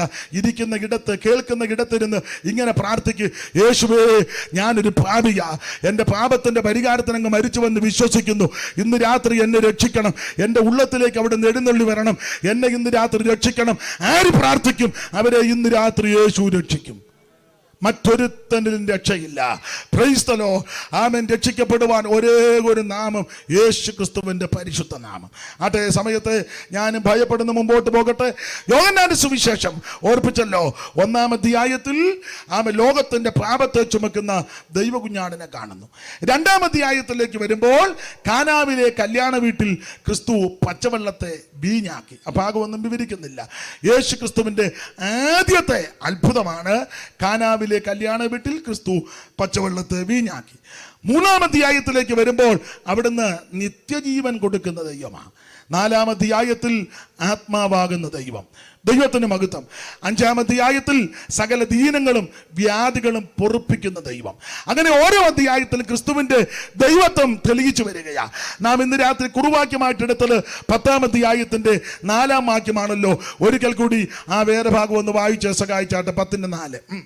തനിക്കുള്ളവയൊക്കെയും പുറത്തു കൊണ്ടുപോയ ശേഷം അവൻ അവയ്ക്ക് മുമ്പായി നടക്കുന്നു. തനിക്കുള്ളവയൊക്കെയും പുറത്തു കൊണ്ടുപോയ ശേഷം അവൻ അവയ്ക്ക് മുമ്പായി നടക്കുന്നു. ആടുകൾ അവന്റെ ശബ്ദം അറിഞ്ഞ് അവനെ അനുഗമിക്കുന്നു. ഇന്ന് രാത്രി എന്നെ കേൾക്കുന്ന പ്രിയരെ, യേശു ക്രിസ്തു നമുക്ക് മുമ്പായി നടക്കും. തനിക്കുള്ളവയെ അവിടുന്ന് പുറത്തു കൊണ്ടുവരും. ഇന്ന് രാത്രി ഞാൻ പ്രാരംഭത്തിൽ ഓർപ്പിച്ചല്ലോ, ദൈവത്തിന് ആവശ്യമുള്ളവരെ സമയമാകുമ്പോൾ ദൈവം പുറത്തെടുക്കും. സ്തോത്രം. ആരടച്ചു വെച്ചാലും, ആര് ഒതുക്കി വെച്ചാലും, ആര് മൂടി വെച്ചാലും, ആര് ആമെ മാറ്റിക്കളഞ്ഞാലും, ദൈവത്തിന്റെ ടൈം ആകുമ്പോൾ ദൈവത്തിന് ആവശ്യമുള്ളവരെ ദൈവം പുറത്തെടുക്കും. ദൈവത്തിന് സ്തോത്രം. 1-2 വാക്യങ്ങൾ ഇതിനോട് അനുബന്ധിച്ച് ഇന്ന് രാത്രി ചിന്തിച്ച് നമുക്ക് അവസാനിപ്പിക്കാം. തനിക്കുള്ളവയെ അവൻ പുറത്തു കൊണ്ടുവരും. അപ്പോസ്തല പ്രവർത്തകരുടെ പുസ്തകം 12-ാം അധ്യായത്തിന്റെ 10-ാമത്തെ വാക്യം ഒന്ന് വായിച്ച് സഹായിച്ചാട്ടെ. അപ്പോസ്തല പ്രവർത്തകരുടെ പുസ്തകം 12-ാം അധ്യായത്തിന്റെ 10-ാം വാക്യം. അവർ 1-ാം കാവലും 2-ാമത്തേതും കടന്ന് പട്ടണത്തിൽ ചേർന്നിരുന്ന ഇരുമ്പ് വാതിൽക്കലെത്തി. അതവർക്ക് സ്വയം തുറന്നു. സ്വതവേ തുറന്നു. അവർ പുറത്തിറങ്ങി. ഇവിടെ പത്രോസും ദൂതനും അവൻ പുറത്തിറങ്ങിയ വിഷയമാണ്. നമുക്കറിയാം, ആദിമസഭയ്ക്ക് പീഡയുണ്ടായി. ആദിമസഭയ്ക്ക് പീഡ ഉണ്ടാകാൻ കാരണം സുന്ദരം എന്ന ദേവാലയ ഗോപുരത്തിൽ ഒരു മുടന്തൻ ഇരിക്കുക. പത്രോസും യോഹന്നാനും പ്രാർത്ഥിക്കാൻ ചെന്നപ്പോൾ വല്ലതും കിട്ടുമെന്ന് കരുതി ഇവൻ ഭിക്ഷ ചോദിച്ചു. എന്ന് പറഞ്ഞാൽ ഈ ദൈവദാസന്മാരെ കണ്ടപ്പോൾ അവനും മനസ്സിലായി ഇവരുടെ കൈവശം എന്തെങ്കിലും കാണും. അതുകൊണ്ട് അവൻ നോക്കി, വല്ലതും കിട്ടുമെന്ന് കരുതി ഭിക്ഷ ചോദിച്ചു. അപ്പോൾ പത്രോസ് യോഹന്നാനോട് കൂടെ അവനെ ഉറ്റുനോക്കിയിട്ട് പറയുക, ഇന്ന് ഞാൻ പറയാനുണ്ട്, ഈ തന്നെ നോക്കുന്നത് കൊണ്ടാണ് വിടുതൽ നടക്കാത്ത. നാം ഒന്നിച്ച് അവൻ്റെ നാമത്തെ ഉയർത്തി ഏകാത്മാവി നിറഞ്ഞ് ഒന്നിച്ച് നോക്കിയാൽ അവൻ യേശു ഇന്നും അത്ഭുതം ചെയ്യും. പത്രോസ് യോഹന്നാനോട് കൂടെ അവനെ ഉറ്റുനോക്കി. പറഞ്ഞ വാചകം നമുക്കറിയാം, വെള്ളിയും പൊന്നും ഞങ്ങളുടെ കൈവശമില്ല, എന്നാൽ നസറയനാകുന്ന യേശുവിന്റെ നാമത്തിൽ എഴുന്നേറ്റ് നടക്കുക. പറഞ്ഞതിന്റെ അർത്ഥം ഇത്രയേ ഉള്ളൂ. നീ ഉദ്ദേശിക്കുന്നത് പോലെ വെള്ളിയോ പൊന്നോ ഭൗതികമായ വസ്തുക്കളൊന്നും ഞങ്ങൾക്ക് തരാനില്ല. എന്നാൽ വെള്ളിയേക്കാൾ പൊന്നിനേക്കാൾ വിലമതിക്കുന്ന ഒന്നുണ്ട്. അത് നസറയനാകുന്ന Yeshu Kristu. Praise the lord. വെള്ളിയേക്കാൾ പൊന്നിനേക്കാൾ വിലമതിക്കുന്ന ഒരുവനുണ്ട്. അത് നസറയനാകുന്ന യേശു ക്രിസ്തു. യേശുവിന്റെ നാമത്തിൽ എഴുന്നേക്കാൻ പറഞ്ഞു. നാം വായിക്കുന്നത്, ക്ഷണത്തിൽ അവന്റെ നരിയാണി ഉറച്ച് അവൻ തുള്ളിയും ചാടിയും ദൈവാലയത്തിന്റെ ഉള്ളിൽ ചെന്ന് ദൈവത്തെ മഹത്വപ്പെടുത്തി. ഈ വിടുതലും രോഗശാന്തിയും നടന്ന അന്ന് മുതൽ സഭയ്ക്ക് നമുക്കറിയാം പീഡയും പ്രതികൂലങ്ങളും വർദ്ധിക്കുക. അവസാനം ഇവർ ചിതറിപ്പോയി. ഇതിന് കാരണക്കാരാകുന്ന പത്രോസിനെ യോഹന്നാനെ പിടിച്ച് നടുവ് നിർത്തി ഇവർ ശാസിച്ചു. ആരുടെ നാമത്തിലാണ് നിങ്ങളിത് ചെയ്യുന്നത്? എന്തോ ശക്തി കൊണ്ടാണ് നിങ്ങളിത് ചെയ്യുന്നത്? ഏത് ശക്തിയാണെന്ന് ചോദിച്ചപ്പോൾ പത്രോസ് ആത്മാവിൽ ബലപ്പെട്ടു എന്ന് അവിടെ എഴുതിയിരിക്കുന്നത്. ഏത് നാമം? പത്രോസ് സങ്കോചം കൂടാതെ ധൈര്യത്തോടെ, നിങ്ങൾ ക്രൂശിച്ച നസറയനാകുന്ന യേശുവിന്റെ നാമത്തിൽ. ഒരിക്കൽ യേശുവിനെ തള്ളി പറഞ്ഞതാ, ഒരിക്കൽ ഭയപ്പെട്ടതാ, ഒരിക്കൽ ഒരു സ്ത്രീയുടെ മുമ്പിൽ അവൻ ഭയപ്പെട്ട് പറഞ്ഞതാ. ഭയപ്പെടുക മാത്രമല്ല, പ്രാഗിയെ ആണകിടുകയും ചെയ്തു. എന്നാൽ ദൈവത്തിന്റെ പരിശുദ്ധാത്മാവിന്റെ ശക്തി വ്യാപരിച്ച് അപ്പോസ്തല പ്രവൃത്തി 2-ാം അധ്യായത്തിൽ ആത്മനിറവിനെ പ്രാപിച്ച് താൻ ആത്മാവിൽ ബലപ്പെട്ട് കഴിഞ്ഞപ്പോൾ അവൻ ഉച്ചസ്ഥലം മുഖത്ത് നോക്കി പറയുക, നിങ്ങൾ ക്രൂശിച്ച നസറയനാകുന്ന യേശുവിന്റെ നാമത്തിൽ. അപ്പോൾ അവർ പറഞ്ഞു, ഈ നാമത്തിൽ മിണ്ടരുത്, ഈ നാമത്തിൽ ഒന്നും സംസാരിക്കരുത്. എന്നാൽ ഇത് കേട്ട അപ്പോസ്തലന്മാർ ആദിമസഭയിൽ വന്ന് തങ്ങൾക്കുണ്ടായ പീഡയെ പറ്റി ആദിമസഭയോട് അറിയിച്ച് ഒന്നിച്ച് പ്രാർത്ഥിച്ചെന്ന് 4-ാം അധ്യായത്തിന്റെ 23 മുതൽ എന്ന് വായിച്ചേ. അപ്പോസ്തല പ്രവൃത്തി 4-ാം അധ്യായത്തിന്റെ 23 മുതൽ.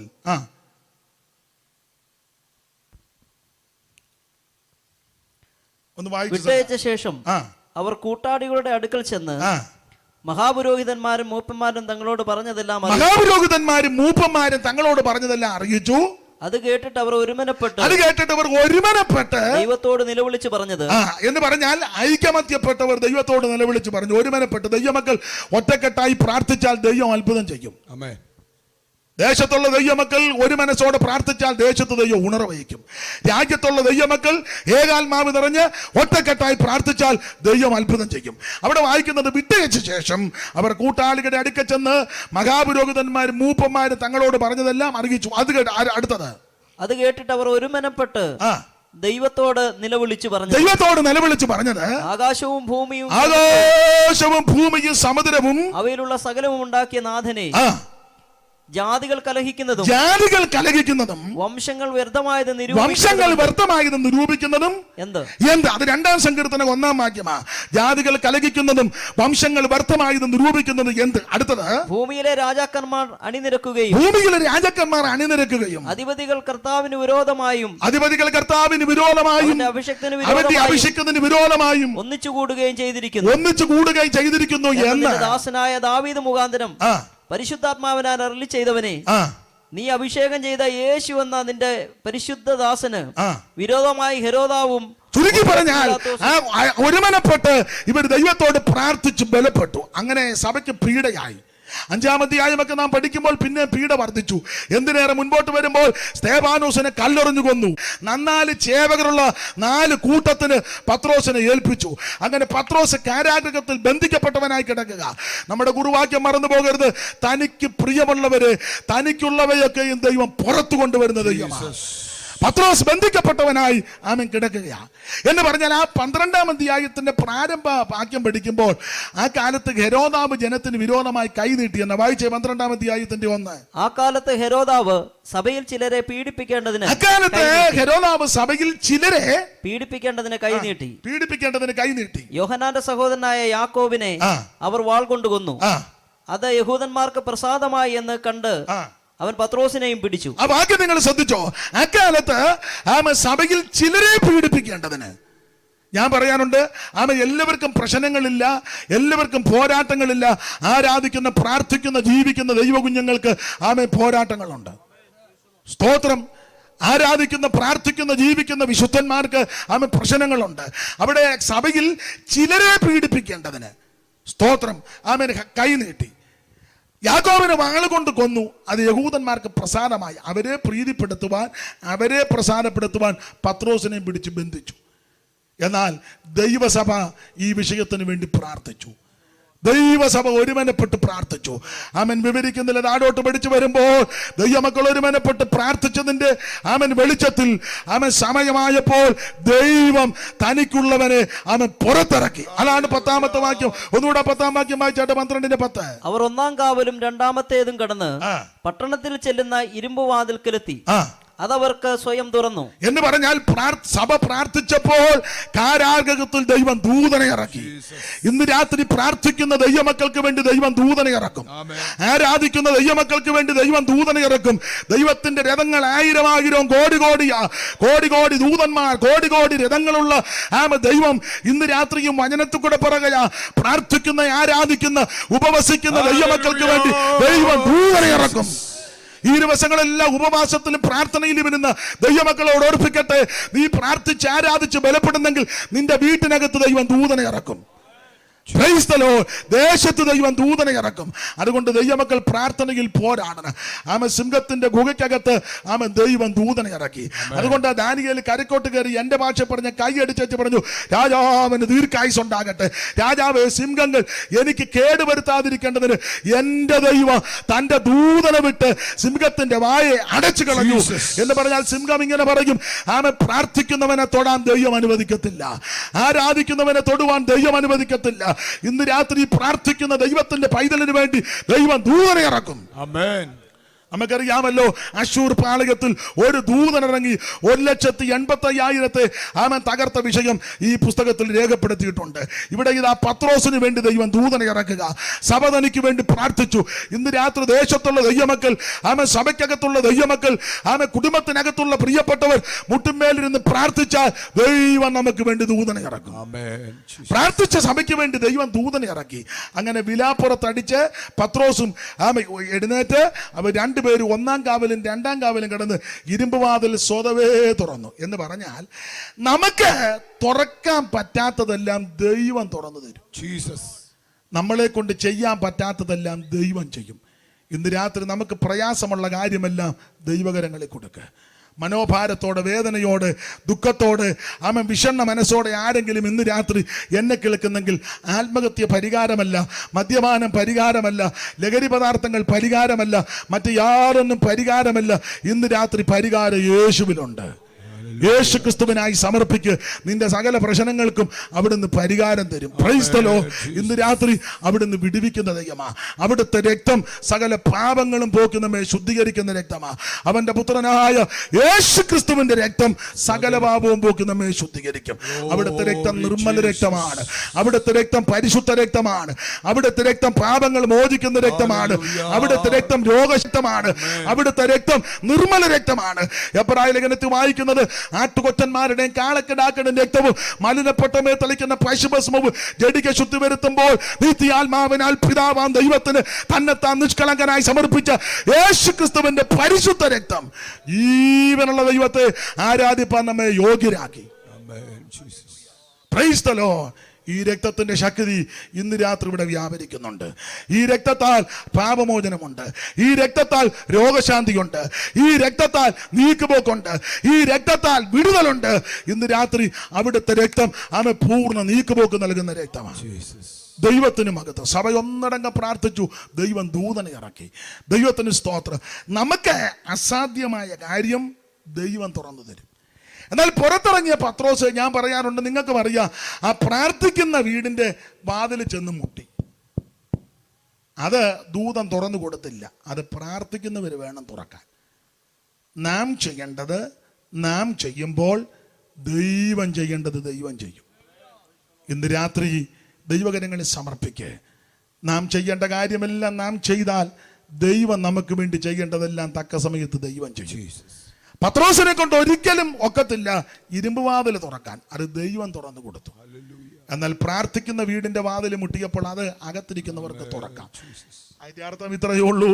ഇന്ന് രാത്രി തനിക്ക് ആമേൻ പ്രിയമുള്ളവരെ, തനിക്കുള്ളവയെ അവിടുന്ന് പുറത്തു കൊണ്ടുവരുന്ന ദൈവമാ. ഇന്ന് രാത്രി ദൈവം ചിലതിനെ പുറത്തിറക്കട്ടെ. ബന്ധിക്കപ്പെട്ട് ഭവനങ്ങളിൽ കിടക്കുന്നവർ, രോഗപീഠകളിൽ ബന്ധിക്കപ്പെട്ട് കിടക്കുന്നവർ, മാനസിക വ്യതകളിൽ ബന്ധിക്കപ്പെട്ട് കിടക്കുന്നവർ, നിരാശയിൽ ബന്ധിക്കപ്പെട്ട് കിടക്കുന്നവർ, അവൻ മറ്റ് പ്രശ്നങ്ങളിൽ ബന്ധിക്കപ്പെട്ട് കിടക്കുന്നവർ, നാളുകളായി വിടുതലില്ലാതെ ബന്ധിക്കപ്പെട്ട് കിടക്കുന്നവർ ഇന്ന് രാത്രി അവൻ പുറത്തിറങ്ങുന്ന രാത്രിയായി തീരട്ടെ. തനിക്കുള്ളവയെ ദൈവം പുറത്തു കൊണ്ടുവരും. കുടുംബങ്ങൾക്കകത്ത് ഇന്ന് രാത്രി നീക്കുപോക്ക് നടക്കട്ടെ. നാളുകളായി ഈ ദേശത്തുള്ള കുടുംബങ്ങളിൽ ബന്ധിക്കപ്പെട്ടവരായി, മാനസികമായി, ശാരീരികമായി, അവൻ പാപപരമായി ഒക്കെ ബന്ധിക്കപ്പെട്ട് കിടക്കുന്നവർ ഈ ദിവസങ്ങളിൽ പുറത്തിറങ്ങി വരട്ടെ. ദൈവത്തിന് പ്രിയമുള്ളവരെ അവിടുന്ന് പുറത്തു കൊണ്ടുവരും. ദൈവത്തിന് സ്തോത്രം. തനിക്കുള്ളവയെ അവൻ പുറത്തു കൊണ്ടുവരും. ഒരു വാക്യം കൂടെ വായിച്ചാട്ടെ. പത്രോസിന്റെ ദൈവം പുറത്തിറക്കി. വേറൊരു വാക്യം വായിച്ചാട്ടെ. എസ്രായിയുടെ പുസ്തകം 1-ാം അധ്യായത്തിന്റെ 7-ാമത്തെ വാക്യം വായിച്ചാട്ടെ. വേഗത്തിൽ നിർത്താം. എസ്രായിയുടെ പുസ്തകം 1:7.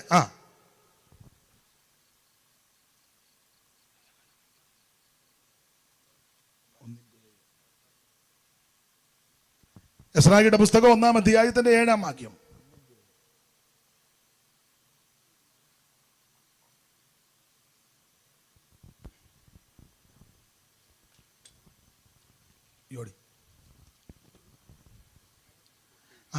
എസ്രാ വിശേഷ വസ്തുക്കൾ എന്നിവ കൊണ്ടും അവരെ സഹായിച്ചു. എസ്രാ 1:7. ആ വാക്യം.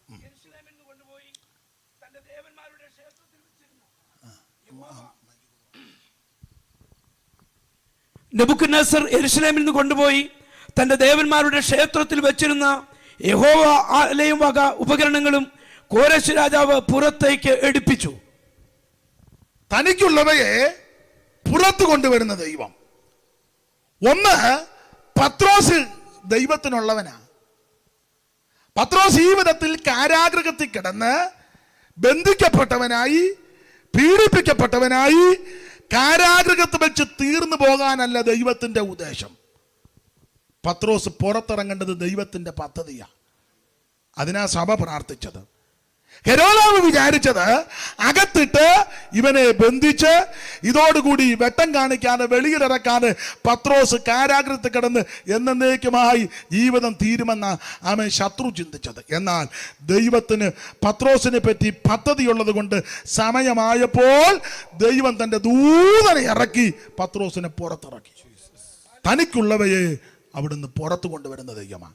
ഇവിടെ എസ്രായിയുടെ പുസ്തകം 1-ാം അധ്യായത്തിന്റെ 7-ാമത്തെ വാക്യത്തിലും പുറത്തെടുത്ത കാര്യമാണ് വായിച്ചത്. ദൈവദാസനൊന്നുകൂടെ മൈക്ക് കൊണ്ടൊന്ന് വായിക്കാമോ? എസ്രായിയുടെ പുസ്തകം 1:7 ഒന്നുകൂടെ ഒന്ന് വായിച്ച് സഹായിച്ചാട്ടെ. നെബൂഖദ്നേസർ യെരൂശലേമിൽ നിന്ന് കൊണ്ടുപോയി തന്റെ ദേവന്മാരുടെ ക്ഷേത്രത്തിൽ വെച്ചിരുന്ന നെബൂഖദ്നേസർ യെരൂശലേമിൽ നിന്ന് കൊണ്ടുപോയി തന്റെ ദേവന്മാരുടെ ക്ഷേത്രത്തിൽ വെച്ചിരുന്ന യഹോവാലയം വക ഉപകരണങ്ങളും കോരേശ് രാജാവ് പുറത്ത് എടുപ്പിച്ചു. കോരേശ് രാജാവ് ഇത് മുഴുവൻ പുറത്തെടുപ്പിച്ചു. നമുക്കറിയാം, ഇസ്രായേൽ മക്കളെ യഹൂദ ജനം ഇവർ പ്രവാസികളായി പോയി. ചരിത്രം എന്നേക്കാൾ ആ കാര്യമൊക്കെ ഇവിടെ സുൽക്കൊടുത്തോട്ടം അങ്ങനെ ആദ്യമായി കർത്തദാസന്മാർ ചരിത്രങ്ങൾ നന്നായിട്ട് പഠിച്ചവരും പഠിപ്പിക്കുന്നവരും ആണ് അറിവുള്ളവർ. അതുകൊണ്ട് ഞാൻ വേഗത്തിൽ ആ ഭാഗത്തൊന്നും കയറി കൈവെക്കുകയല്ല. നമ്മളിങ്ങനെ ലളിതമായിട്ട് ഇച്ചിരി കാര്യങ്ങളൊക്കെ പറയുള്ളൂ. അവരൊക്കെ അത് നന്നായിട്ട് പഠിച്ച് ചരിത്ര തെളിവിട്ട് പറയുന്നവരാണ്. അതുകൊണ്ട് ഞാൻ അങ്ങോട്ട് ഇപ്പം കയറുകയല്ല. അല്ലെങ്കിലും നിങ്ങളുടെ ഇരിപ്പ് കണ്ടിട്ട് എങ്ങോട്ടും കയറാനും തോന്നുന്നില്ല. ഇപ്പോൾ കുറച്ച് പേരങ്ങ് താഴെ പോയിരിക്കുന്നു, കുറച്ച് പേര് അവിടെ ഇരിക്കുന്നു, 1-2 വണ്ടിക്കകത്തിരിക്കുന്നു. സ്തോത്രം. ഇവിടെ ഇരിക്കുന്നു. പിന്നെ അത്ര ബെട്ടോ അത്ര എന്നാലും നമ്മുടെ സഹോദരൻ മൈക്കിൽ ലൈറ്റും എല്ലാം തന്നു. വളരെ സന്തോഷം. ദൈവം അനുഗ്രഹിക്കട്ടെ. എന്നാലും ഒരു വേറെ ലൈറ്റ് ഇടുകയായിരുന്നേ. ഒന്നാമത് ഞങ്ങളെല്ലാം ഇരുണ്ടിരിക്കുന്നത് കൊണ്ട് ലൈറ്റ് ഇടുകയായിരുന്നേ കുറച്ചുകൂടെ നല്ലതായിരുന്നു. ഞങ്ങളെല്ലാം ഒരു പരുവത്തിനാണ്. നമ്മളെല്ലാം ഇത് തന്നെ. സ്തോത്രം. ഇച്ചിരി മെച്ചം ജയ്സനെ ഉള്ളെന്നാണ് തോന്നുന്നത്. സ്തോത്രം. അപ്പം നല്ലൊരു ലൈറ്റ് തരികയായിരുന്നെങ്കിൽ നല്ലതായിരുന്നു. വെട്ടത്തിൻ്റെ അപാകത ഉള്ളത് കൊണ്ട് വായിക്കാനും അല്പം ബുദ്ധിമുട്ടാണ്. എന്നാലും സ്തോത്രം, ഇത്രത്തോളം എല്ലാം ഒത്തല്ലോ. ദൈവത്തിന് മഹത്വം. അതുകൊണ്ട് ഞാൻ വേഗത്തിൽ അങ്ങ് നിർത്താം. അപ്പം ചരിത്രത്തിലോട്ട് അധികം കയറി കൈവെക്കുന്നില്ല. യഹൂദ ജനം, ദൈവത്തിൻ്റെ ജനം പല പ്രാവശ്യം പ്രവാസികളായി അടിമകളായി പോയി. BC 521 അശ്ശൂരിൽ നിന്ന് ശൽമനേസർ ഇവരെ അടിമകളായി കൊണ്ടുപോയി. 606 നെബൂഖദ്നേസർ രാജാവ് യെരൂശലേമിൽ നിന്ന് ഇവരെ അടിമകളായി. സ്തോത്രം. സാറ് പാടിയൊരു പാട്ടുണ്ട്. സ്തോത്രം. സിംഹപ്രതാപിയാം ബാബിലോൺ രാജൻ സാമ്രാജ്യമൂർത്തി തൻ പൊൻചിരസായോൻ BC 606 സ്വരാജ്യം സ്ഥാപിച്ചു തന്നിച്ച പോലെ നടത്തിന അഞ്ചാം രാജിതം ഉണ്ടാവേ പരമഞ്ചാം രാജിതം ഉണ്ടാവേ അഞ്ചാം രാജിതം ഉണ്ടാവേ പരമഞ്ചാം രാജിതം ഉണ്ടാവേ.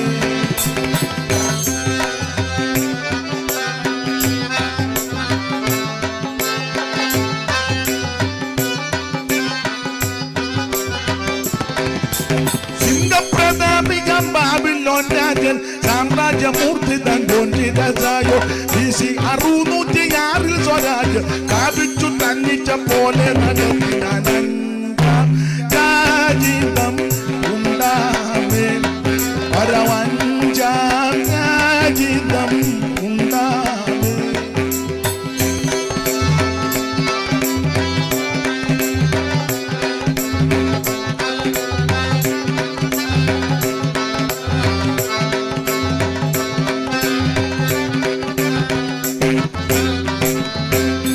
വെള്ളി സാമ്രാജ്യമാം പല്ലൂകം 538 തുടക്കം ബാബേൽ തകർത്തിരു 108 കൊല്ലം വാണിതു വല്ലാത്ത സ്വഭാവം അഞ്ചാം രാജിതം ഉണ്ടാവേ പരമഞ്ചാം രാജിതം ഉണ്ടാവേ.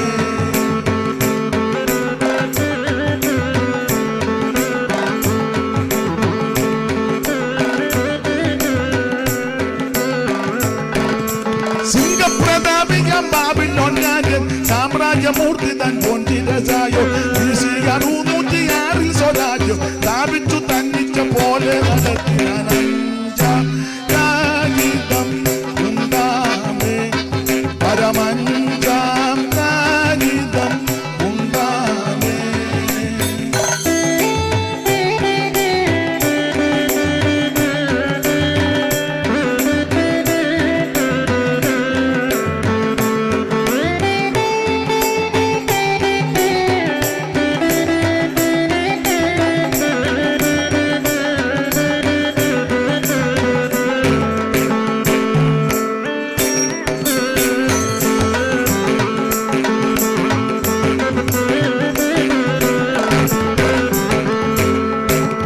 അപ്പൊ ശ്രദ്ധിക്കുക, 606 ഇവരെ പിടിച്ചുകൊണ്ട് പോകുകയാ.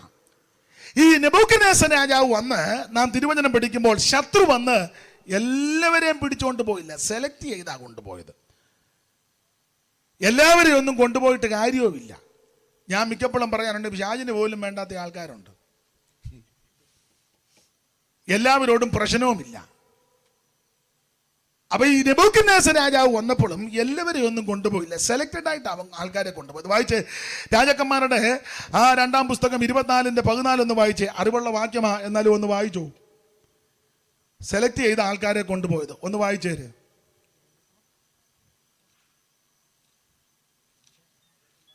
ആ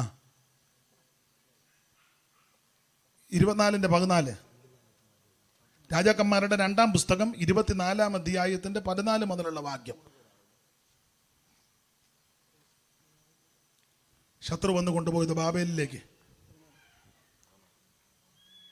എല്ലാ യെരൂശലേമ്യരെയും സകല പ്രഭുക്കന്മാരും സകല പരാക്രമശാലികളും ആ ഈ 14,000 പേരെയും എല്ലാ ആശാരിമാരെയും കൊല്ലന്മാരെയും അവർ ബദ്ധരാക്കി കൊണ്ടുപോയി. ദേശത്തെ എളിയ ജനം മാത്രമല്ലാതെ ആരും ശേഷിച്ചിരുന്നില്ല. ശേഷിച്ചില്ല. അപ്പോൾ എല്ലാ യെരൂശലേമ്യരെയും പ്രഭുക്കന്മാരും പരാക്രമശാലികളുമാകുന്ന 10,000 പേരെയും എല്ലാ ആശാരിമാരെയും എല്ലാ കൊല്ലന്മാരെയും അവൻ ബദ്ധനാക്കി കൊണ്ടുപോയി. എന്ന് പറഞ്ഞാൽ ശത്രു വന്നപ്പോൾ സെലക്ട് ചെയ്താ കൊണ്ടുപോയത്.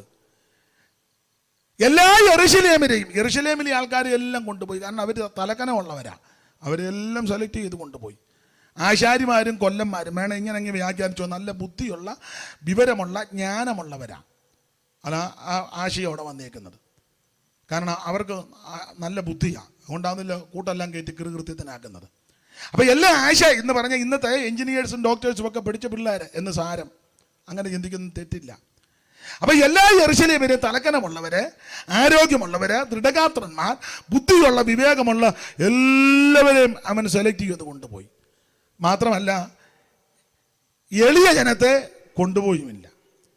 പിന്നെ ദൈവാലയം വക ഉപകരണങ്ങൾ മുഴുവൻ എടുത്ത് തൻ്റെ ദേവന്റെ ക്ഷേത്രത്തിൽ കൊണ്ടുവച്ചു.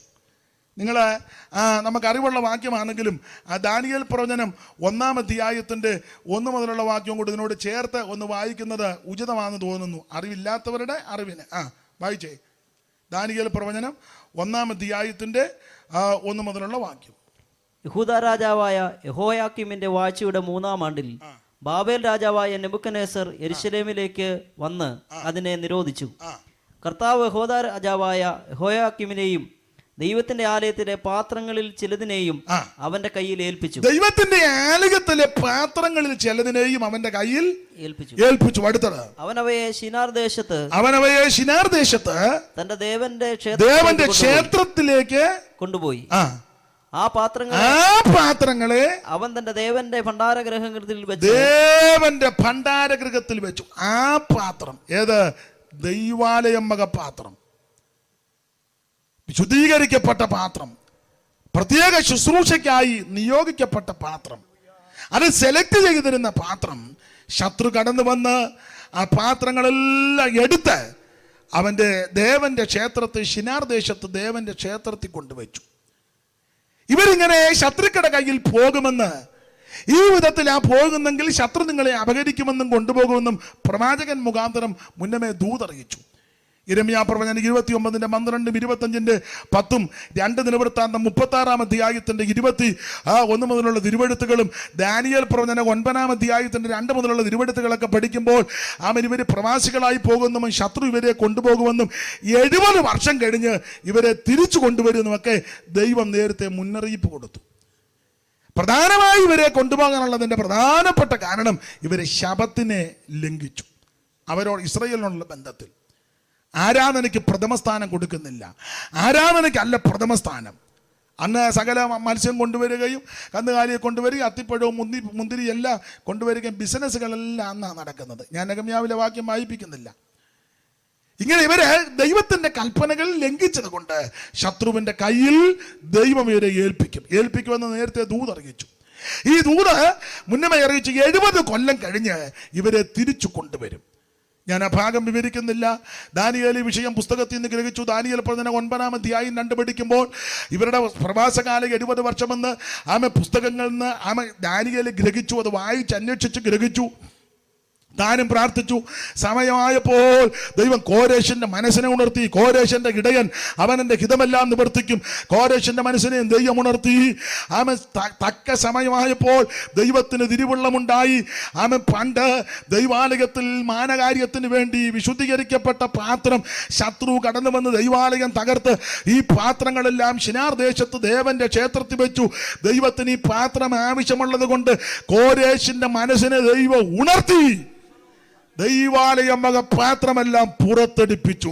തനിക്കുള്ളവയെ ദൈവം പുറത്തു കൊണ്ടുവരുന്ന ദൈവമാ.